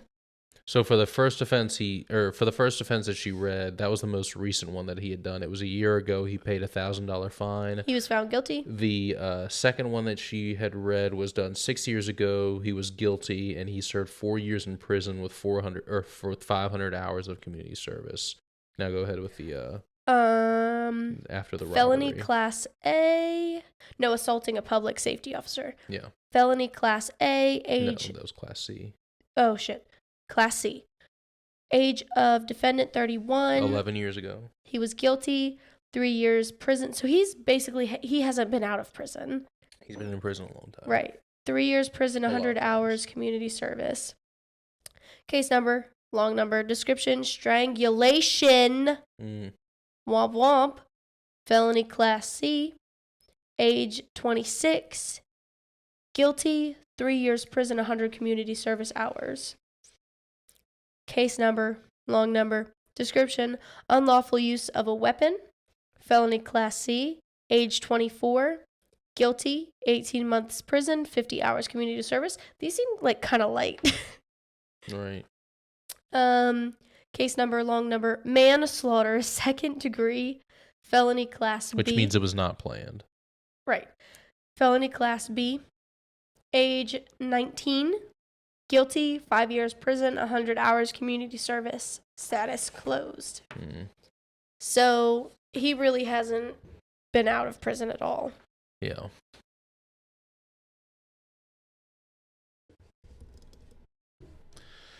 All right, we'll read this last one. This is going to be David Bateman. This is the real estate guy. Excuse me. David Bateman, 29 Sparrow Lane, Woodbury, Oregon. Birthday March 22nd, age 37. Birth state Oregon. Gender male. Height 6'2", weight 197. Eye color blue, hair color brown, race Caucasian, marital status single, alias Weldon Scott, Joseph Washington, Anderson Spellman. So it might be him as well because he's a Joe. Well, Joseph. Hold on. What was the first guy? He just did Lenny. He spelled his name differently. He spelled it with a Y instead of an I. Oh, what a smarty pants. Yeah. Veteran, no. Distinctive features not available. Sex offender, no. Or not available. Distinctive features not available. It's what does that mean? Or not applicable, rather. Oh, okay. State searched, Oregon. Search information, status, suspect, requester, Davenport Police Department. Search type, Oregon State Criminal. State ID 1472. Court record, invasion of personal privacy. This was 2 years ago when he was at the age of 35. 53, 2 years ago. Disposition, he was found not guilty. No sentence. Status closed. Felony class C. Next offense, restraining order. It just says restraining order. It doesn't say why for. Maybe he was the one getting a restraining order because it says disposition issued. Yeah. Sentence not applicable, age 35 or 34 rather. So it was 3 years ago. And then 8 years ago, when he was 29, he was accused of assault in the first degree, a Class A felony, but the disposition was not guilty. No sentence. Status closed. Private indecency. I didn't know that was a crime. I think I'm going to go to jail soon. Misdemeanor, Class A. He was. You are now. He was right. He was 27. Disposition not guilty. Private indecency. I wonder what that means. Maybe he exposed himself to somebody in the privacy of somewhere. Yep, maybe that. And then another one, restraining order, disposition issued, status expired. So he has one restraining order that's open, and then one that is expired. No, because this one's older. Oh, okay. He was 26 at the time of this expired one, and he was 34 at the one that's open. Okay. So a misdemeanor Class A. It just says restraining order. Okay, anyway. Ooh, last one. It's a doozy. Luring a minor. Felony, Class C. Yeah, right. He was 24 at the time. Disposition not guilty. Sentence not applicable. Status closed. And that's all we have to go on, folks. What do you guys think? Not very cash money is what I think. Yeah. What do you think, baby? I think that this guy's not very likely. I feel like the trucker is the most likely. Which one is that? This one? The middle guy. Yeah. Yeah. Yeah, I agree. Because he was like... The only thing is they found hair trapped in the door frame. It was Zoe's hair, though. Did they say? They confirmed it was the girl's hair. They confirmed it was the girl's hair. Yeah. Okay. I think he's the least likely. Well, I don't know. Maybe Lenny's the least likely. That was him, right? Yeah, Lenny is the one that lives the closest to the house, and it would make sense because they put a 5-mile perimeter around it. Lenny? What's this guy's name? I can't remember. Vince. And then Wolf. This guy is... Well, look here. Vince Wolf's apartment is right there, too. Right, exactly. And then this guy... What the fuck's his name? Bateman, something Bateman. Davis. Dave Bateman. Where's his name at? His apartment is... His house is right here. Okay. This is where the lake house is. Okay, so my first assumption I'm going to stick with. Bateman is not very likely. Okay. Because what would he be doing all the way over here? Well, he wants that lake house. Okay. And I think he was trying to work with the dad to get the girls to sell it. Okay. But I'm not sure like what their rights were to that lake house. And then Wolf is the tree cutting guy. Yes. Bateman is the real estate. Yes. And then Lenny is just psychotic. Yeah. Show enough. And then what do we say about this picture? She thought it was just funny because she's the devil on her shoulder. He calls her the devil on her shoulder, right? Okay. Here are my two guesses. Okay. Fuck. Wolf. Mm-hmm. Cousin. Right. Go on. The cousin seems mighty suspicious. Okay. She lied to the detective about why she went to the convenience store and then where she was pregnant. I mean, yes, that's fair. But I don't know, it's just mighty suspicious. Yeah. Wolf. I mean, come on. It's obvious. Yeah, I don't like that guy. But also, if we don't like him, chances are it's not him. It seems a little on the nose, but I also feel like... But the last one we did was very on the nose.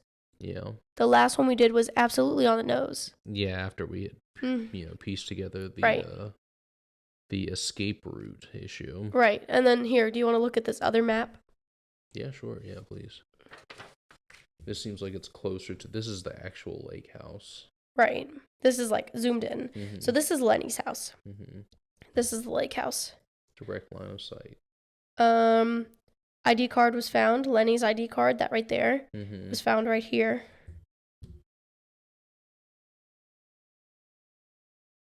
What is this? Woodbury and Dirkland.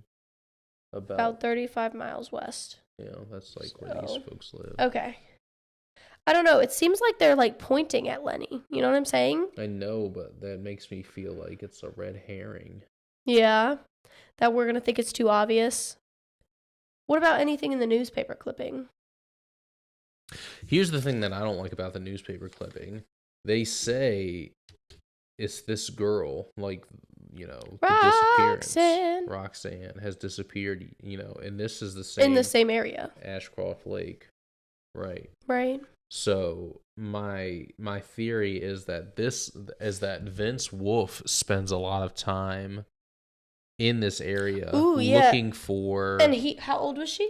She was 17. Spends a lot of time looking for new places to, pick up business from. Unlawful transport of coniferous trees. Yeah, that's... Robbery, assaulting a public safety officer, strangulation, unlawful use of a weapon, manslaughter. Which one was the luring of a minor? It was this guy, wasn't it? That guy,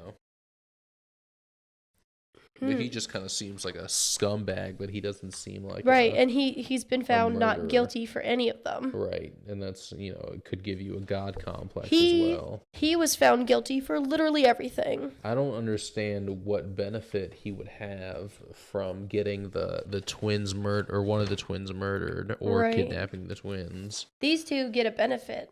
Well, I feel like the benefit, actually, that he would gain would be the mother does not want to own the house that her daughters were, one of them was killed in, and then the other was kidnapped from.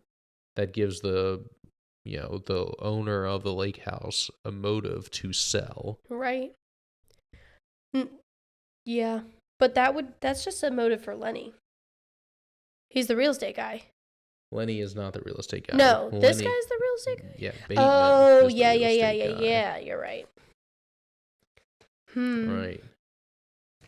So the only motive I have is for Bateman, but and we're trying to find the accomplice. Who would you identify the person who set up the twins? Oh shit. Well, that gives me a new. That makes me feel like it's just the cousin. Then. Yeah. But why would they leave the cousin's picture there? That seems like a dumb move as a murderer. You wouldn't want to leave a picture of the person who. Unless the cousin is the one who actually did it, and one of these people set them up for that. Well, the person gave the murderer that photo that has the code on the back of it and stuff, so that he would know, or they would know who they were looking for. And I can't remember. There were a couple people who said they had the codes and didn't think anybody else had the codes. The father has the code.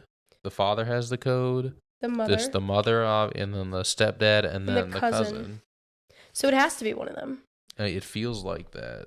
The real dad, the stepdad, the mother, the cousin. Yeah. The stepdad would want to set them up. The real dad would want to set them up. Why? Because he wants to sell. He wants to get that business partner, Joe something. Yeah, Joe Schmo. Yeah, so that he could get the $50K. But that would put Lenny out of the running. I feel like Lenny is out of the running just because it's a little bit too obvious. It's like they desperately want. Well, Lenny could be the killer and not the accomplice. We're not looking for the killer right now. We're looking for the accomplice. You're right.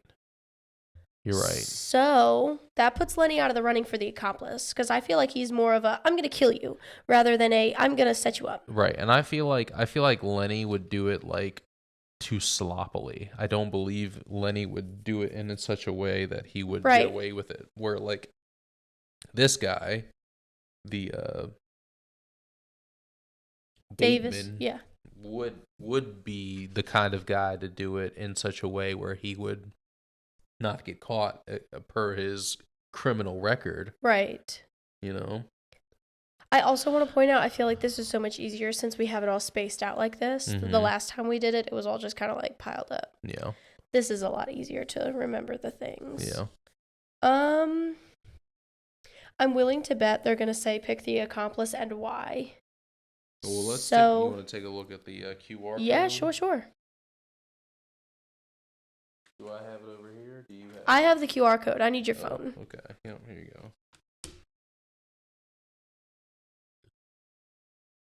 Well, I want to make a guess before we look at our options. Okay.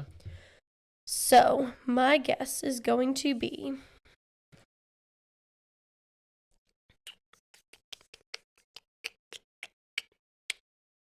I feel like none of these are the accomplice. No, they are more than likely the killer. Right, one of them is more. I feel like we can set them aside. Set them aside for now, because I feel like none of these are the killer. Yeah. I mean, the accomplice. If anything, they actually got them's hands dirty. Mm-hmm. So, I'm going to put these over here.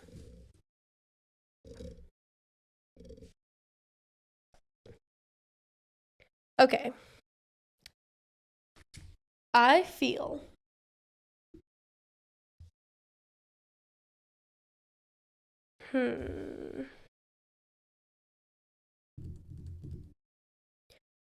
I feel quite strongly it's the cousin.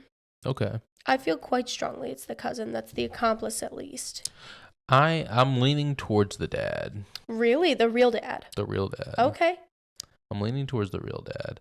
And I'm not saying that, like, he was, like, go in there and kill them. I feel like he... Do whatever you have to do to make this happen. Right. Right. I feel like things just got out of hand and they went too far to where... I don't feel like the dad did the actual killing, but I feel like he provided I feel like them... none of these would be the actual killer. Right. I feel like he provided the killer with the photo, with the password, that kind of thing. Yeah.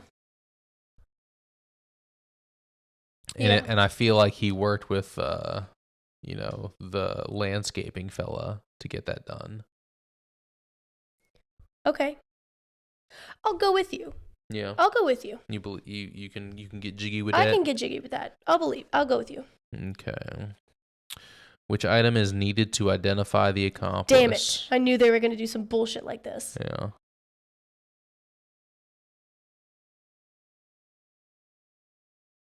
We'll pick out which ones have the data on them. Okay. They always do this.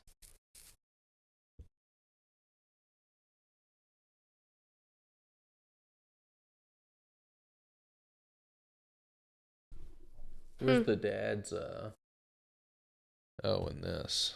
Yeah. What's that called? Davenport Police Report? That's her notebook.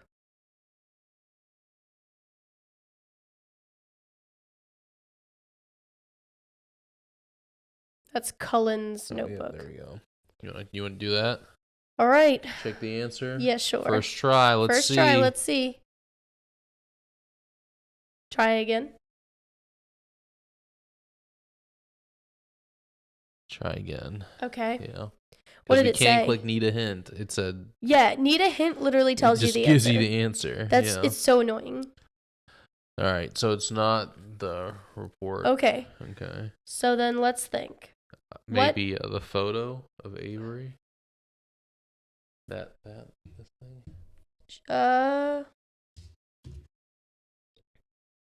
Sure. I don't think it would be that. Yeah. Hold on. Never mind.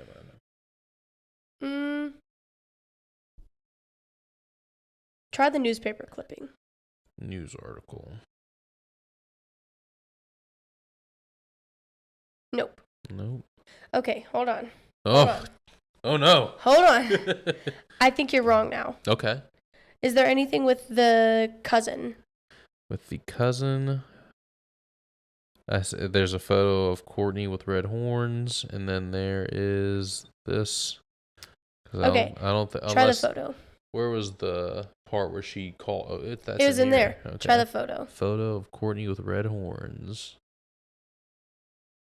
Nope. As soon as I saw it, I knew the accomplice right away. You will too, but you have to look everywhere. Okay. As soon as I saw it, I knew the accomplice right away. Mm-hmm. I bet you $5 it's gonna be that picture. What picture? Put Lenny's fucking ID picture in there. Lenny's ID. Nope. Okay.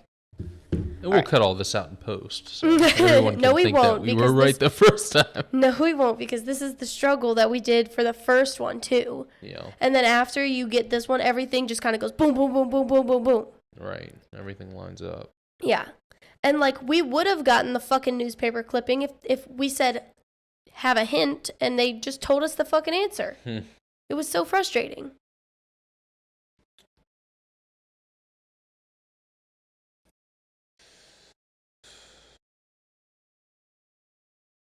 Okay, so it's not that. So it's not this. Or these two. No, because we didn't put in his ID. We put in the picture of his ID. I'm pretty sure they're the same thing, aren't they? See if there's two options. There's the ID card. And then there's the photo of the ID card. Yeah, so did you put in the photo or the ID card? I put in the ID card. You want me to do the photo? Yeah. Nope. Okay, cool. So it's not that. So it's not these. Did you put this in? No. No. But I wanted to. You want to? Sure. Nope. Okay, cool. So hold on. Let's go back through what we have. All these business cards. Let's read the business cards. Homicide detective for the case that we're looking at. That's a friend that gave the cousin the alibi. She's the tattoo artist. Ouch, I just hit myself in the face. This is the drunk papa.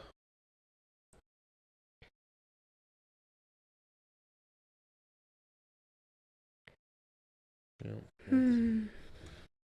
This is the bar owner that covered his alibi.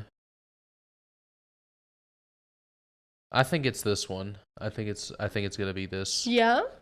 Yeah. Okay. Or rather Does it say business hours?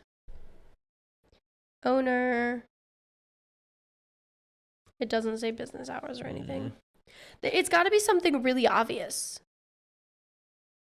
And I bet if people that are watching this know it and they're like, yeah, please, screaming. Please. I have a family. Okay. What about this one? That's the real estate guy. Okay. I don't think it's going to be one of these. I feel like it's got to be like an actual thing. One of them was the map the last time. Maybe it's a map? Once I saw it, I knew, and so will you. Okay. Hold on. Which one had like the cut on their left hand or whatever? The only person that had a cut was the one that had the cut on the left hand was the Scar. twin. The gash on the head was this guy. One of them had a scar on their left hand. Their left hand? Yeah, one of them had a scar on their left hand. Then it'd be an identifying features, but yeah, this one, scar on the left hand. Put this in. I don't think that's going to identify an accomplice, though. Why not? You just don't. Background check, Vince Wolf. No. Okay. This is getting silly. It's getting silly. Get silly, hey. Get silly, hey. Okay. Get silly, hey. What else did we put in? I thought you had it all piled up. I wasn't taking out. We tried that. I don't think it's these anymore. It's got to be like a picture or a map. Put this map in. Beaver Creek. No, I'm just kidding. Aerial view of... No, that's that one. Road map of region. I don't think that's it. No? No. Was not. What the fuck?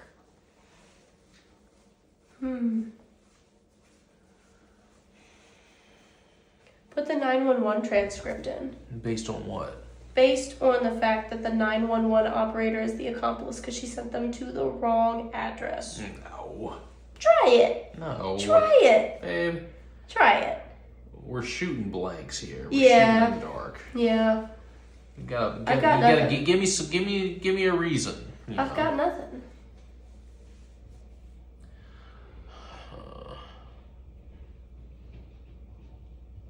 I've got nothing. This first one's always the hardest one. Yeah. In our experience. We've already put that in, right? Yeah.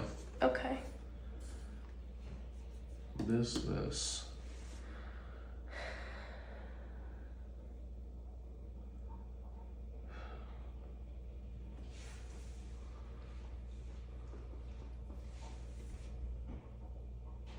I don't think it'll be that.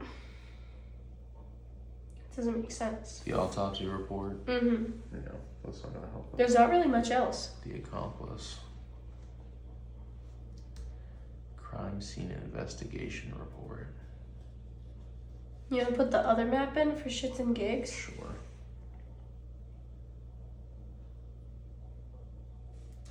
Is nay. What the fuck? What the fuck indeed? I got nothing.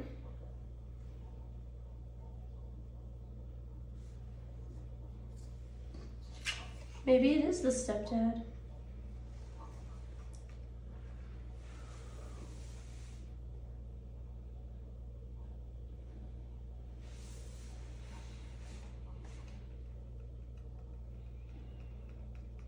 Can you hand me the green one?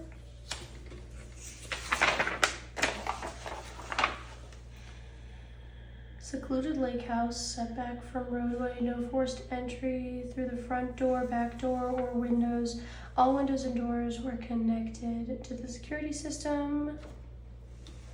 I think it's this. The crime scene investigation report. You think so? Yeah, because it confirms that the person that,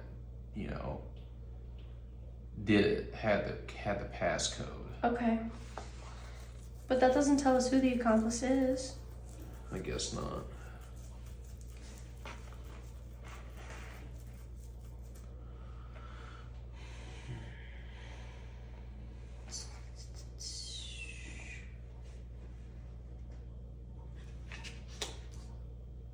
Do you want to put it in anyway? Fuck it, we bow. All windows and doors were connected to the security system. Show ain't. Show ain't? Okay, well, we've literally only got a couple options left.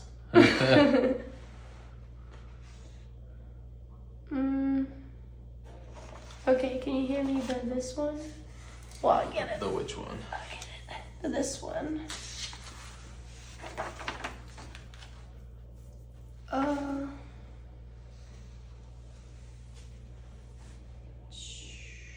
Officer Billy Martin and myself received dispatch 425. Respond to a home invasion progress. Saw nothing unusual. Where's the CSI report? It says there's supposed to be a CSI report.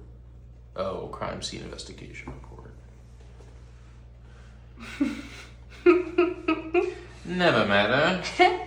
Put this in.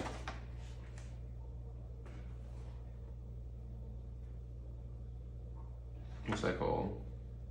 First Police. responder. Yeah, first responder report.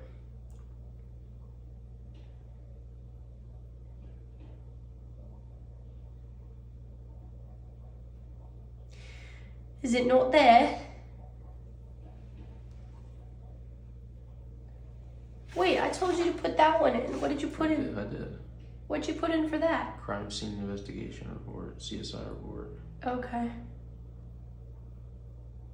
Because you were like, there's supposed to be one of those.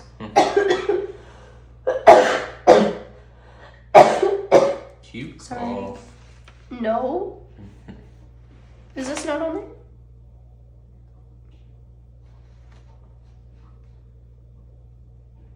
Reg, help. He knows it. Yeah, Reg He just doesn't want to Reg tell holding us. out. I appreciate that, Reg. No. Is there anything on the back?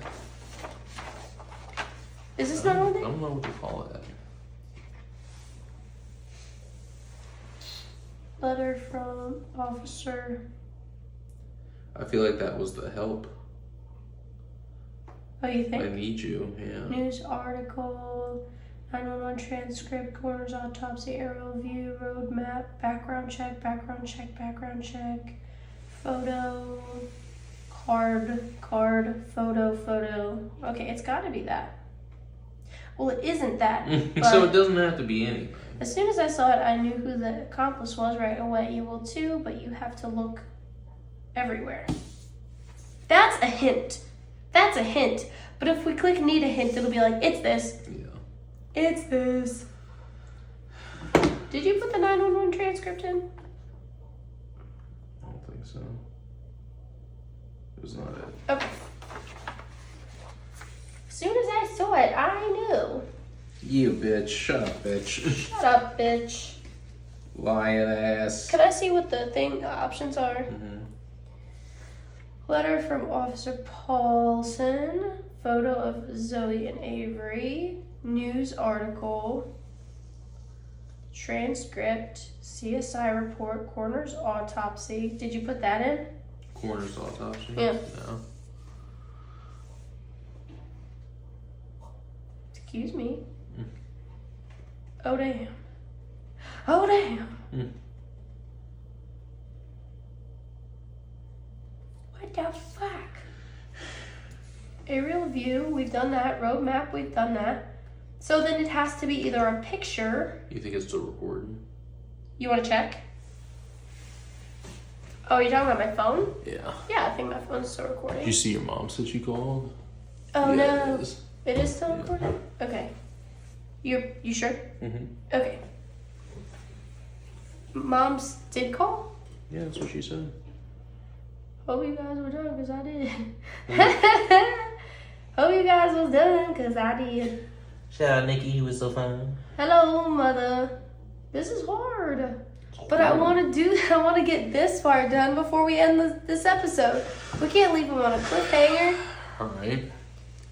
Background Maybe we check. should leave him on a cliffhanger. Oh my gosh, at this point. Yeah.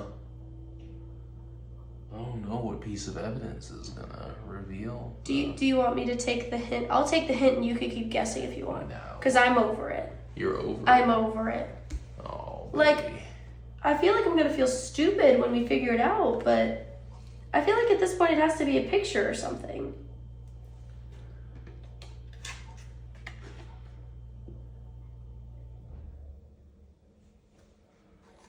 So I clicked Wally Bryson's card, and it's now prompting me what part of Wally's card do you need? That's what I thought it was. Wait, Wally? Who the fuck is Wally? The bar owner. Okay. What part of his card? Yeah, it says address, website. What did he say his address was? Yeah, it'll be in there. Mm-hmm. Job title. Job title, address, Oh. phone number. I think it's job title. Yeah, I do too, because I thought they said he was just a bartender. Yeah. So we way farther than that. Way farther than that. Okay. There you go. That was a lucky flip. Yeah. Bartender. Put job title. What the fuck? Okay, hold on. 17 Area Street. Not the phone number. Owns Bryson's Tavern. Oh, okay. Wally Bryson. Website. See, this is bullshit. It wants us to go to the actual website. What page on Bryson'sTavern.com do you need? Oh my god. I told you we should have been calling these phone numbers. What the fuck? Hold on. Does it say anything about his website in here? No. That one is silly and sneaky. Because why the fuck would we go to his website? I thought it was going to be his card. Yeah, I don't know. Why the fuck would we go to his website? I think that, they really want you to, dive in. I'm about to dive in. All right, so Bryson'sTavern.com. What the fuck? They made a whole ass website They for sure this man. did. Happy hours. Oh, 7 I to told you to 9. look at the hours. Yeah, 7 to 9. Pool. When did he say? He said he was there for pool. Who was it that said he was there? The dad. Yeah. That's Veronica. It's probably the legal page after them. Who the fuck is Frank? Is Frank the dad? Frank is the dad. Okay. How late did Frank stay? After his real estate deal fell through, Frank just sat at the bar and did shots until last call. Got really drunk by the end of the night, could barely stand, struggled, etc. Fell on his way out. Wally saw him stumbling towards home when he locked the door. At 3:15. They close at 2:30. Okay, cool. So, put the hours. Oh, jeez. I'm gonna guess homepage. No. Can I see the Yeah. specials, Maybe events, photos, contacts? We'll take screenshots of this shit once we figure out what we actually needed. Okay. Sat at the bar. Where's Frank's actual fucking interview? Because there's more to it than that. Yeah. That's where we need to be. He was the third person that got interviewed. The third? Yeah. No, he was the fourth person. They interviewed that creepy neighbor first. There it is. This is his interview.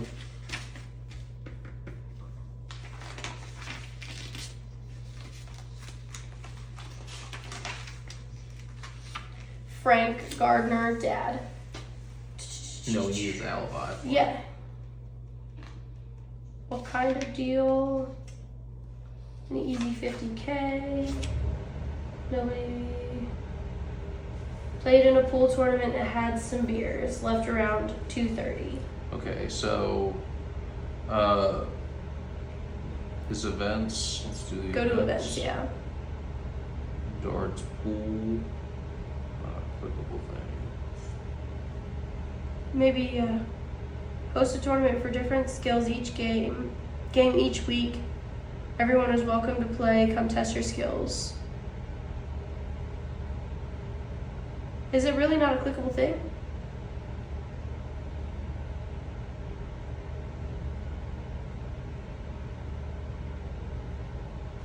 Go to specials?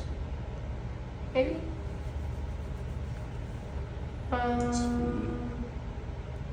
Okay. Photos?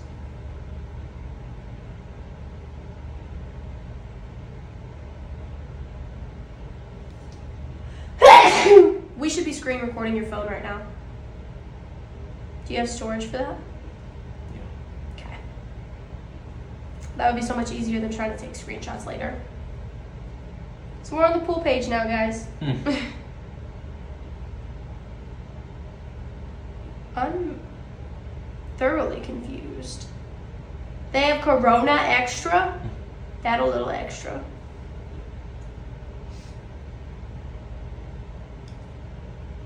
What the fuck? I don't know. I'm confused. Sorry. Updated weekly. Yeah, bullshit. Price and events. Right. It's like, why? That makes me think that it's air hockey. Went to Bryson's Tavern. Played in a pool tournament and had some beers. Left around 2:30.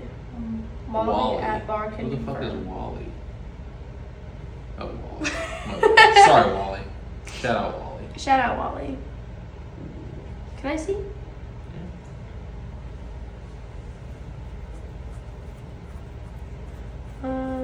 Open 7 days a week, 11 a.m. to 2:30. About photos, contact. Okay, it's not the homepage. Right.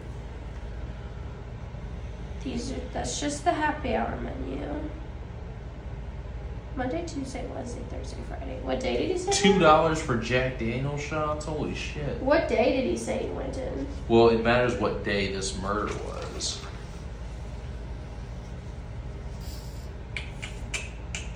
Yeah, what day was this murder?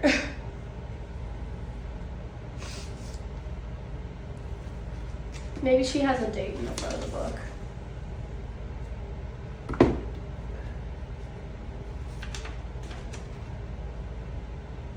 Is there really no date?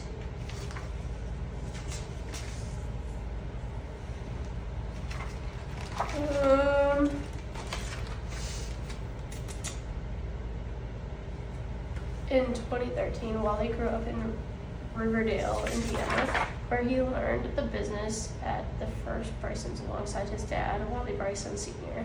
He felt, oh God, I don't really care about all that. Is it? Okay, that's just specials. Events. Darts. Foosball. And pool. It baffles me that it's not clickable. Photos, contact. Oops, sorry.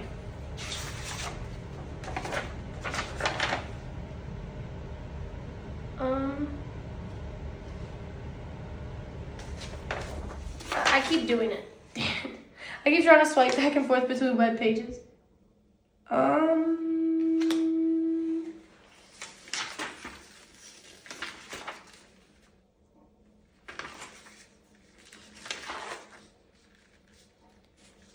I got it. I only had 2 guesses. I told you the photos, it said updated weekly.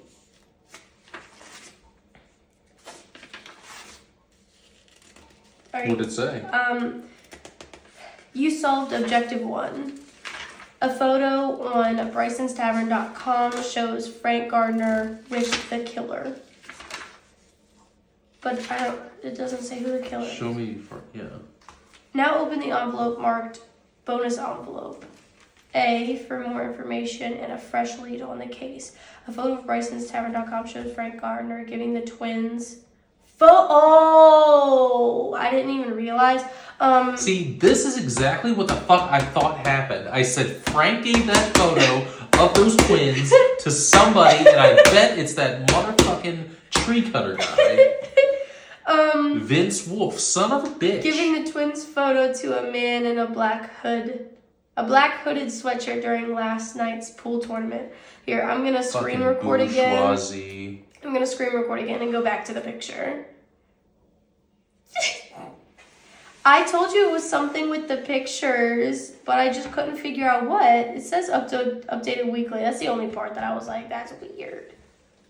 I think it's this one. Yeah. They're in the back. Yeah. But you can't zoom, which is silly, stupid, and dumb. Right. Yeah. Damn. What was that? I don't know. Ghost on the pod. Ghosting on the pod. Ghost on the pod. All right. Well, we've solved objective 1. We've done it. We've done it. The case is cracked. It was this guy's thing. His card. It was his card. That had his website. But the only reason you needed his card was for the website. Yeah. You go on the website. It was the picture. It was the picture. I wasn't looking around that hard. I wasn't really digging, if I'm being honest. But after We're this... not very good cops. Look, but it's always the first one. After this, it all goes so smoothly. Yeah. Do you want to just blow through it, or do you think we should 2-part it? Oh, we're going to have to 2-part it. Yeah. Look at how long it's already been. Yeah, I know. We're already at like 2 hours. Stop clicking it so many times. Why?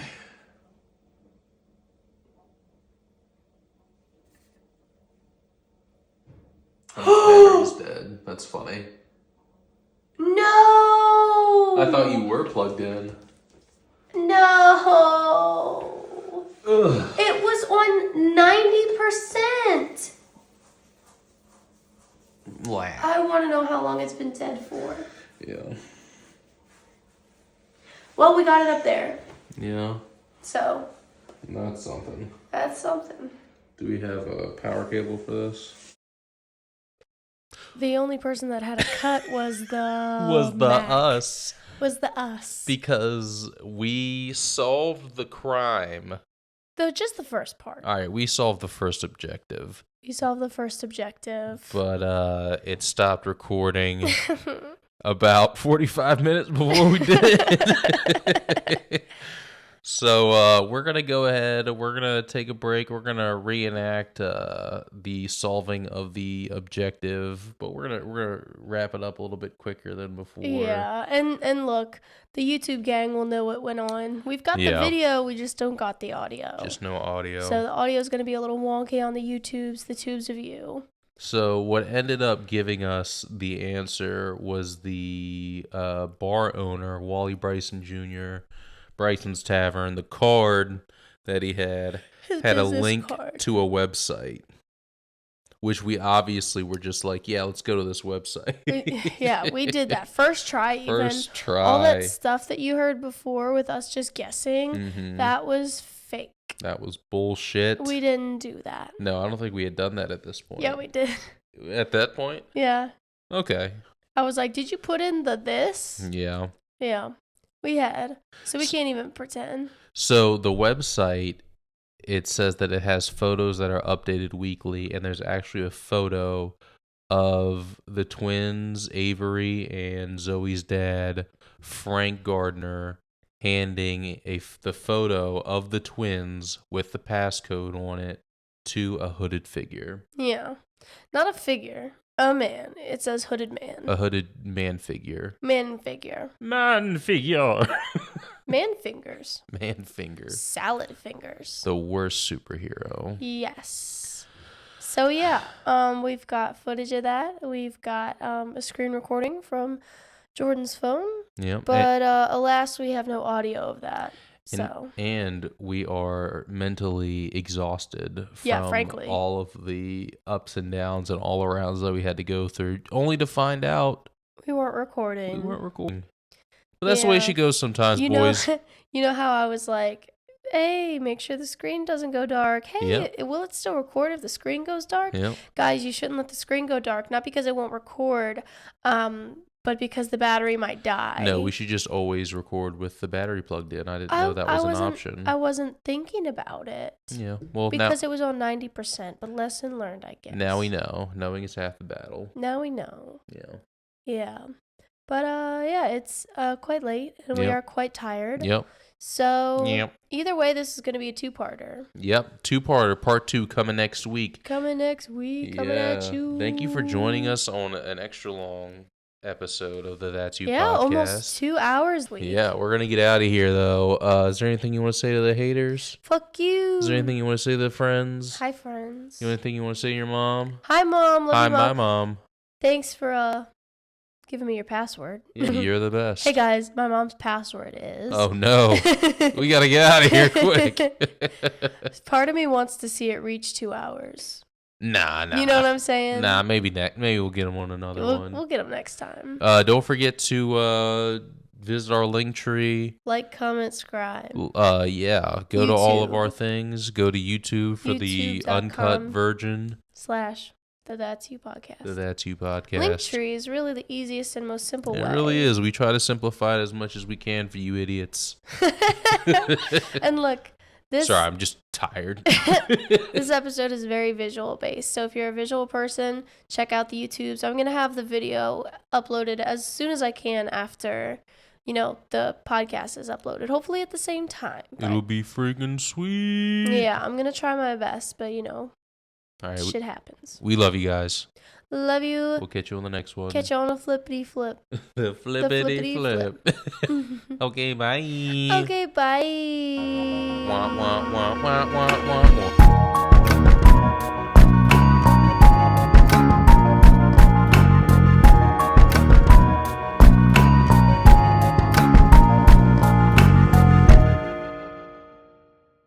Oh, hi. Fancy meeting you here. Oh, you thought the episode was over? That's funny. No, we pulled a Marvel, okay? I'm back, and I'm back to tell you the winner of last episode, which was a very, very, very unanimous Mr. Shifty. Mr. Captain Shifty. And look, I was all for him, okay? But I really thought Gil was going to be the man there. I really did. But that's okay. You win some and you lose some. So, that's all I have to say. But we will see you in the next one. Okay, bye.